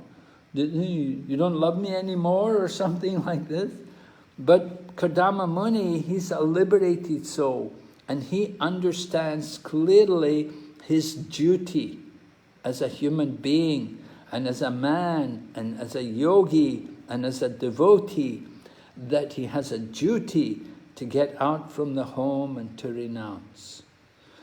Of course, he had to give his wife children. So 55 speaks about the problem of sense gratification. It's a path of bondage. But the same association with a saintly person is a path of liberation. So here you have Devahuti, she's been associating with a great soul, Kardama Muni. So that kind of association, in one way, it's a path of bondage. But on the other hand, it's also the path of liberation, because he's a great soul. So by her association, she's also been benefited, and she can see his example, how he's determined to renounce, he's determined to go out from the home. So she has to learn from her husband. Association with a great saintly person also results in liberation, just as whether one goes towards fire knowingly or unknowingly, the fire will make one warm. Yeah, the child doesn't know fire will burn, but if he puts his hand in the fire, he'll get burned. In the same way, Devahuti may not have fully understood the greatness of her husband, but because she'd associated with him, certainly she's benefited.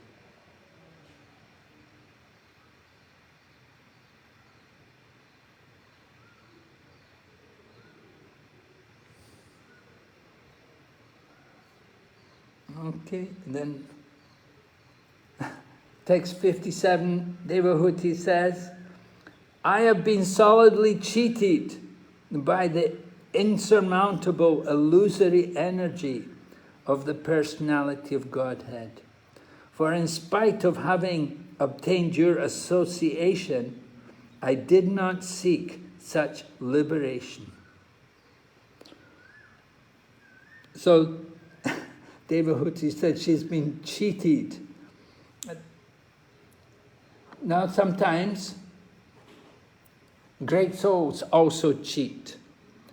We'll remember in the first canto of the Srimad Bhagavatam, you have the example of Maharaj Yudhisthira was looking for his uncle, Dhritarashtra, and aunt, Gandhari, as well as Vidura, who had come home. But he could not find them, and they had gone away, they'd left the home. Maharaj Yudhisthira said, I have been cheated by these great souls. And Prabhupada writes in the purport, he said, great souls cheat for a great cause. Do you know any examples from scriptures where great souls cheated? Do you remember some examples about cheating for a great cause?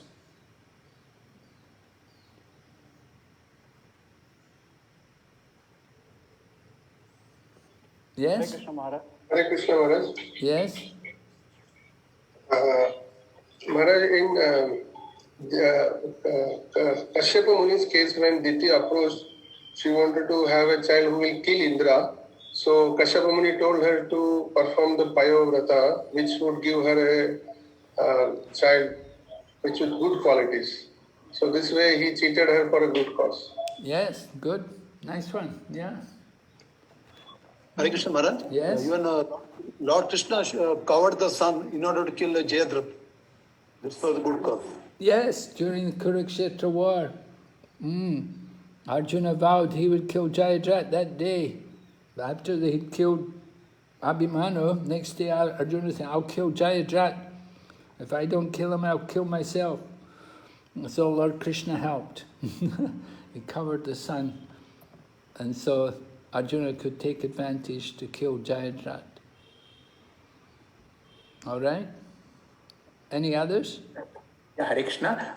Like how Lord Krishna cheated Jambavata. Jambavata will not know that he is fighting with his own master, Lord Rama. Only after 21 days he will come to know. Oh, only after, because they fought for 21 days. Was it Lord Krishna? Who did he kill? Jambavanta. He will not kill. Actually, they'll be fighting. No, Jambavan. Jambavan. Lord Krishna. Yeah. Yeah, Jambavan, right. They fought for many days, right?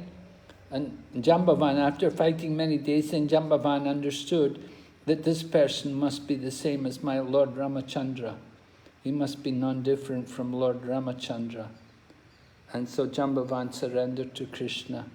And then he brought Jambavati and gave Jambavati to Lord Krishna as a wife.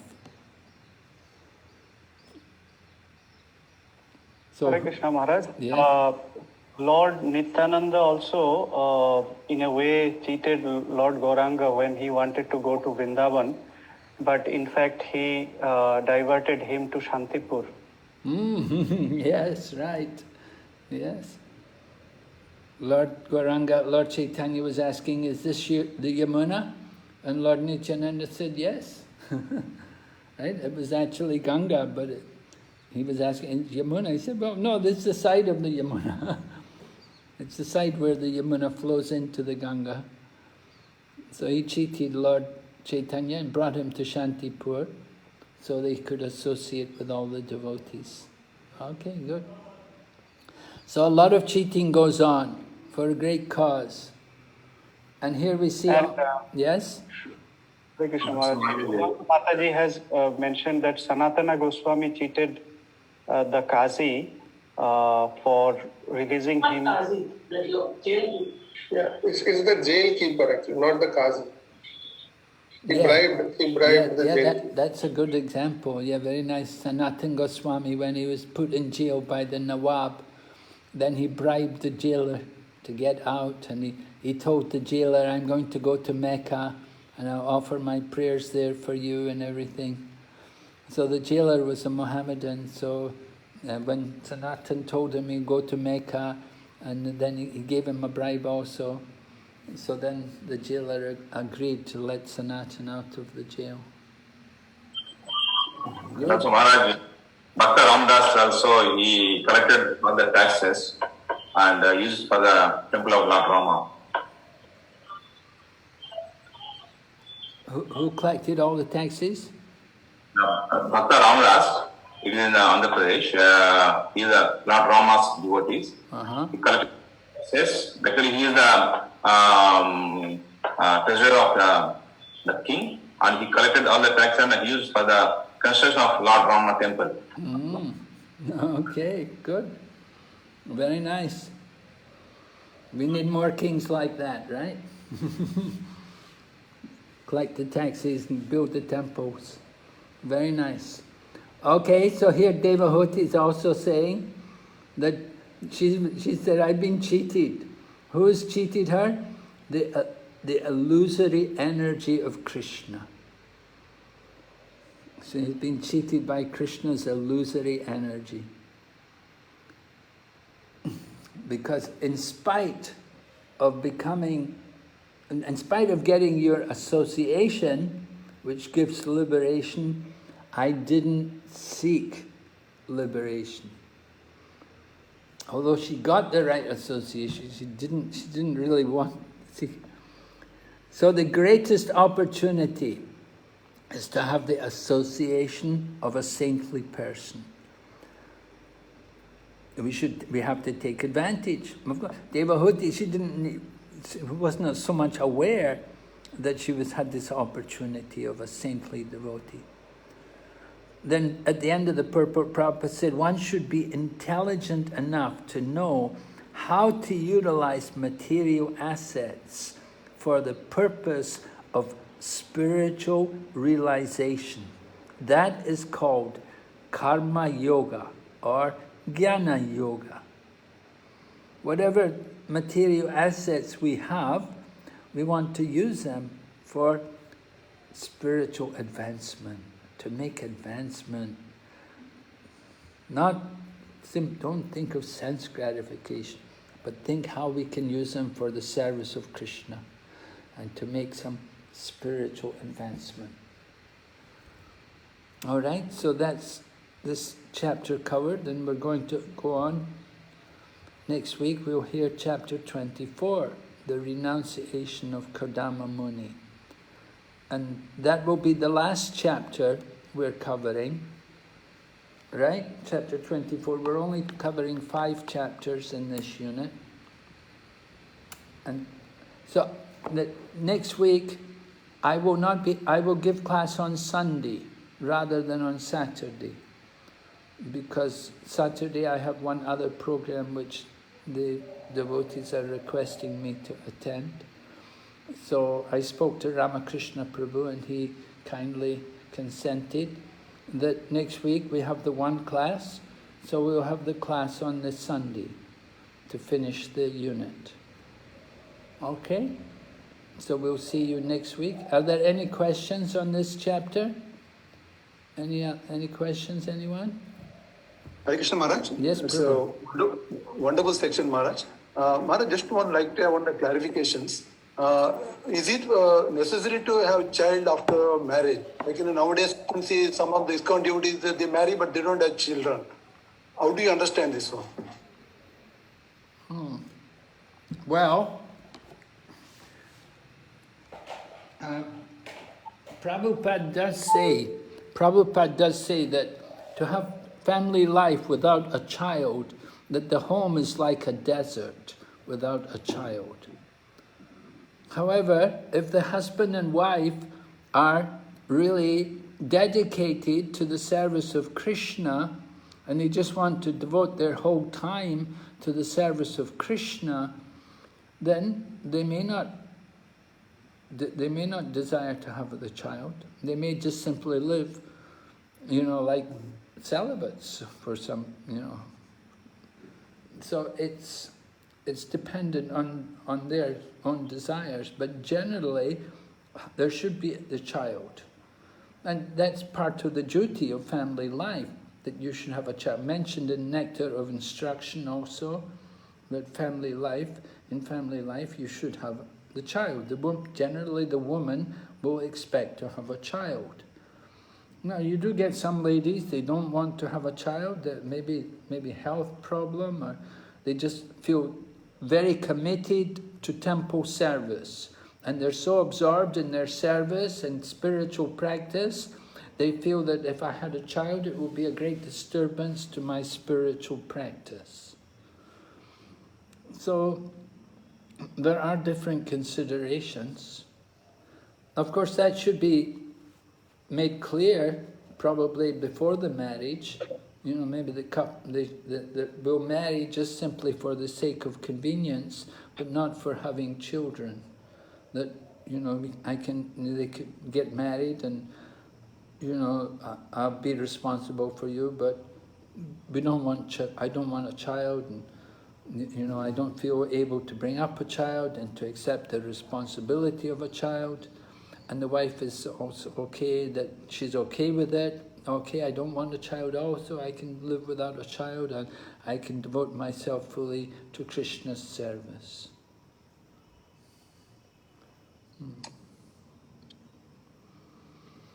Thank you, Maharaj.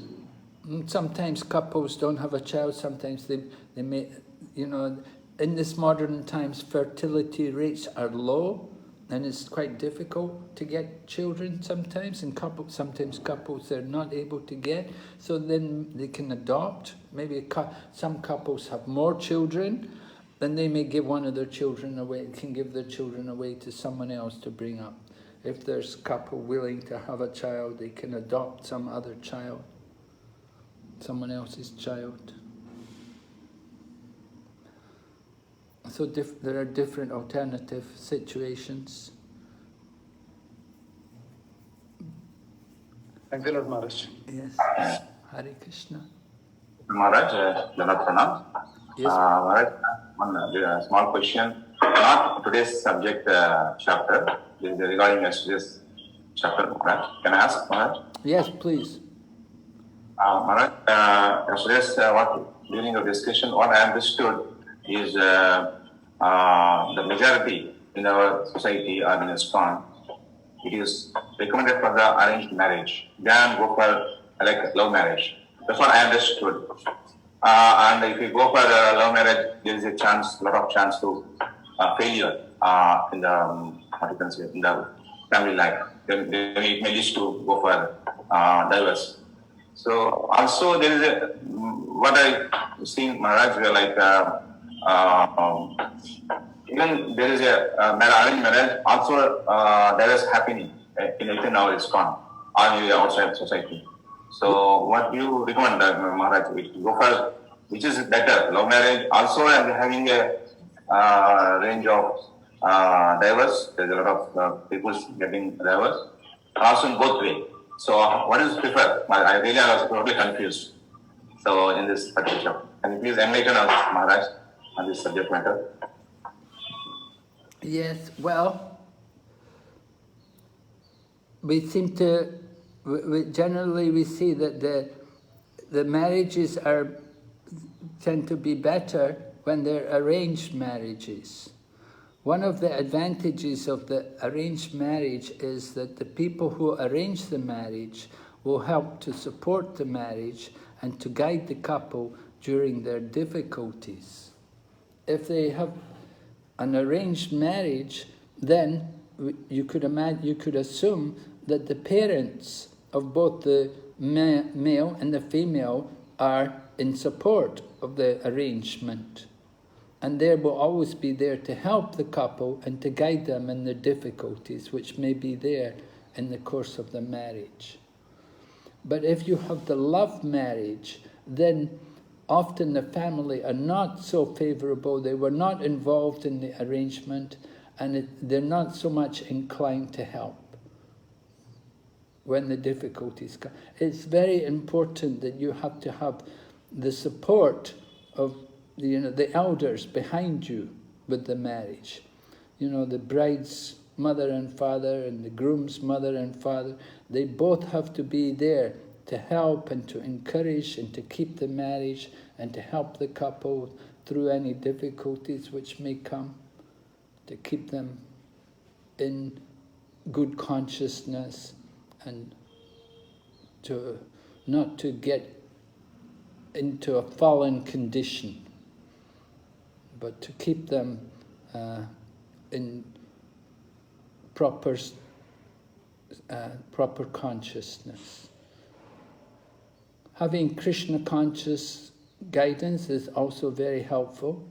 If you have mentors there, if they're the ones to make the arrangements, then because they're making the arrangements, then they should also be involved with the marriage, and they should be concerned for the welfare of the marriage and the couple, to guide them and keep them happy and peaceful, in harmony with each other.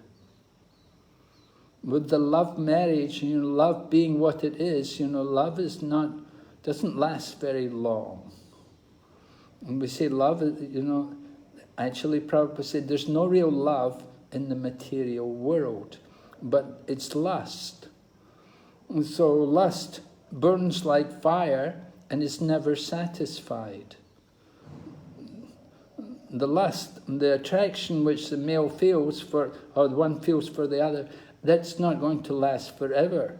And you can easily change from that one moment you're attracted to one person, next moment you're attracted to someone else. Oh, I think I prefer this person more. So sometimes, you have a love marriage, they have a love marriage, and after a short time they feel made a mistake, I should have married someone else. So these kind of things happen. But with the arranged marriage, then it's not quite so much like that. It's much more thoughtful and carefully guided. So the whole consciousness is much more pure. Marriage is meant to help each other in our spiritual advancement. But if people just simply think that sense gratification, they think, I'll enjoy that, then that kind of mentality won't work. The proper motivation has to be there, that we will help each other in our service to the Supreme Lord. And that service, it may be producing children, or it may simply be serving, doing devotional service. Either way. You understand, Prabhu? Yeah? Thank you so much for answering that. Thank you. Hare Krishna Maharaj. Yes? How significant is horoscope matching in marriage, during marriage? Well, yes, it's a guide. Of course, horoscope is not 100%. You can't rely on it 100%, but it is a guide to understand each other's compatibility. It can help. Depends a lot on how expert is the astrologer. In this age, I don't know. Sometimes the astrologers will just tell you things, just to, just for their income, for their business. They'll tell you things you want to hear. So you have to be careful about astrology. We did have one couple, in one area where I preached, there was one couple, and they had very, very good compatibility. And they had very good compatibility, and they had a couple of children quite quickly. But then they started quarreling, and they broke up. So it's not a guarantee, just because you have astrological compatibility, that the marriage will be successful. But there has to be that commitment from both sides, from both the man and the woman. There has to be the commitment that this is for life. that we're not going to break up. That commitment has to be there. That's important. Then it can be successful. Thank you. And there are, nowadays, we do have, there's many questions which they have. I think there was one committee from Jayapataka Maharaj's disciples. They got together and they wrote up a list of different questions, and they requested couples before marriage, it will be a good idea for you to go through these questions with each other, and it will help you to understand each other better and to understand what each person is expecting from the other party. You know, you have to understand what are the needs of each person, what do they expect, what do they think they're going to get, and what are their plans in married life. Where do they see themselves in 5 years after marriage or 10 years after marriage? Where do they see themselves? What are so that these are things which it helps to discuss together. They should understand each other's desires and hopes, what they think is going to be, what's going to happen.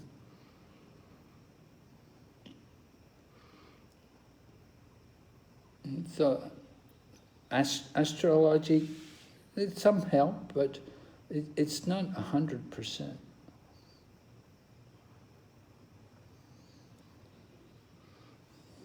Hare Krishna. Maharaj, can I ask one question, Maharaj? Yes, Prabhu, please. Maharaj, when they Bhagavatam, they graphically describe the beauty of the woman. Is it required that much graphically describing all the beauties? Oh, in Srimad Bhagavatam? Yes, Maharaj. Yes, it did describe her beauty, didn't it? Yes. Yeah. Is it necessary to describe that? Well, yeah. I guess it's just to help us to understand what was the thinking behind, the Kadama Muni, and what was his feeling towards his wife. He was appreciating her. We can understand that she was an attractive woman, and at the same time he's a great yogi, and he's also a qualified man. He's a healthy man, and he accepts this very attractive woman as his wife, but she's also a great yogi. She also has yoga powers. So we hear they're both attractive physically, and they're attracted to each other, and they enjoy for some time, but it doesn't last forever. They get at a certain point, they understood it's enough, we've had enough, now it's time to think about more other things. It's time to go on with our spiritual life. So Kadama Muni, he was a brahmachari, he did brahmachari for 10,000 years practicing Astanga Yoga. And then he got married, and he enjoyed for many years, but then he renounced vanaprastha, and he went off. So that is the lesson, that even though your wife is very attractive, and you're a healthy man, that it doesn't last forever. We have to understand the nature of the material world, the material life. And the beauty of the body is not eternal.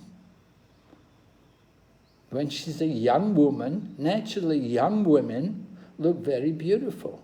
Young women generally look very attractive. But as we age, the beauty is gone. It's very temporary. Just like flowers. We get flowers. The flowers, when you buy them in the market, they're beautiful. But 2 days later, they're all dead.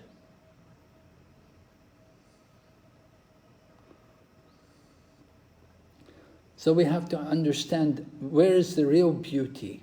The real beauty is not in the flesh and the skin and the hair. The real beauty is in the soul. We have to cultivate that mood, to see the beauty not in the body, but in the soul. Even though the body may appear beautiful, the real beauty is in the soul. That beauty of the body is just the illusion. It's very temporary.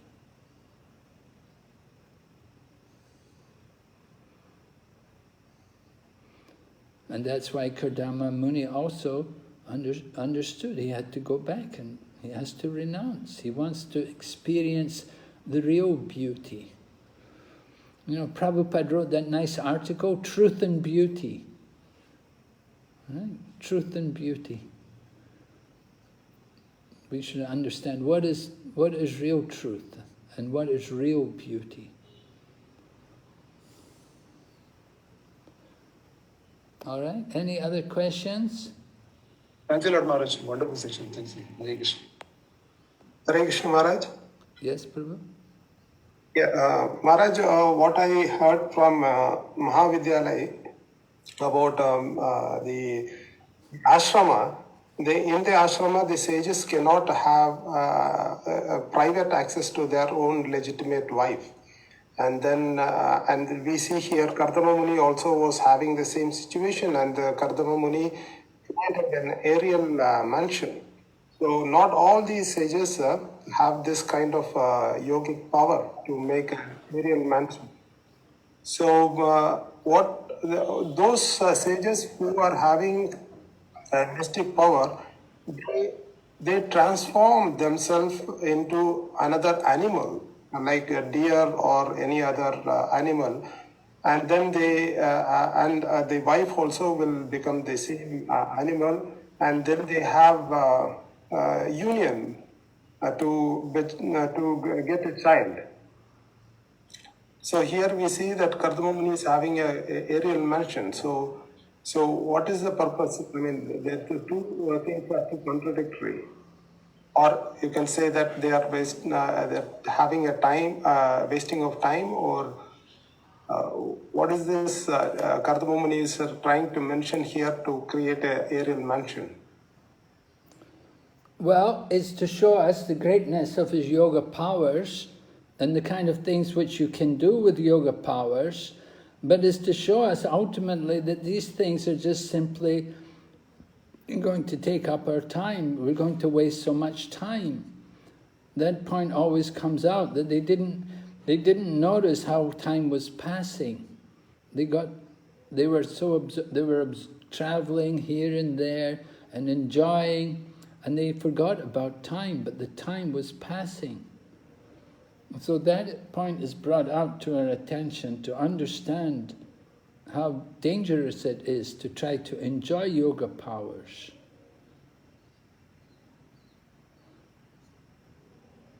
Having yoga cities, you know, it's very, very great. Oh, they can travel, they can do so many things they can do. But it's still in the material world. He was enjoying in the material world. His happiness is temporary. And that's why he has to give it up. Yeah, you say, oh, some yogis, they take the form of animals and then that way they can have their union. Yeah, that happens in some cases. In Kardama Muni, he didn't have to do that. He had his own aerial mansion to do it. So different ways, different strokes for different folks. Yeah, it's still the enjoying mood is there. About, could we say it's enjoyment in Kardama Muni, because Kardama Muni is a liberated soul. We have to always remember that. He's a liberated soul. He's a great soul. And although he is apparently enjoying, ultimately his purpose is to satisfy the Lord by producing good progeny.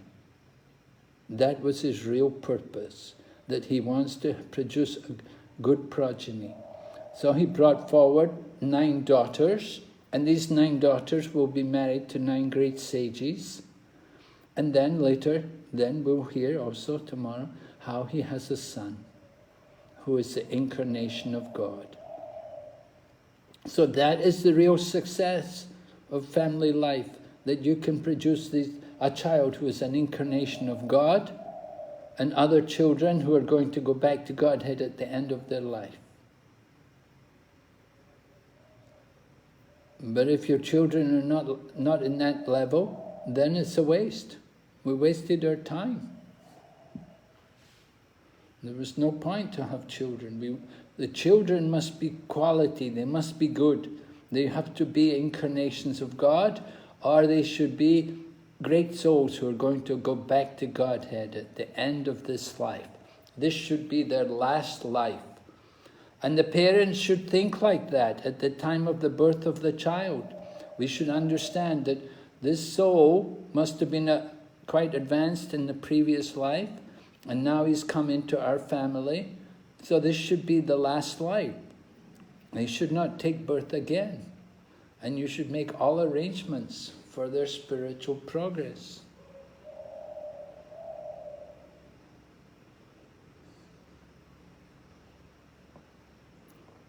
So it's not really contradiction, it's just different for different yogis. As you say, some yogis have got more yoga powers than others. Kardama Muni, being Satya Yuga, certainly he was a great yogi, and he could create an aerial mansion. And some other yogis, they just take the body of a deer and mate with another deer.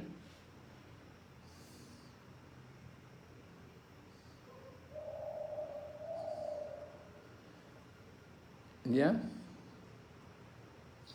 Yes, Maharaj, thank you. All right, any other questions? Okay, so then we'll meet you next week. So it will be next Sunday, we'll have the class, the last class. Thank you very much. Srila Prabhupada Ki Jai.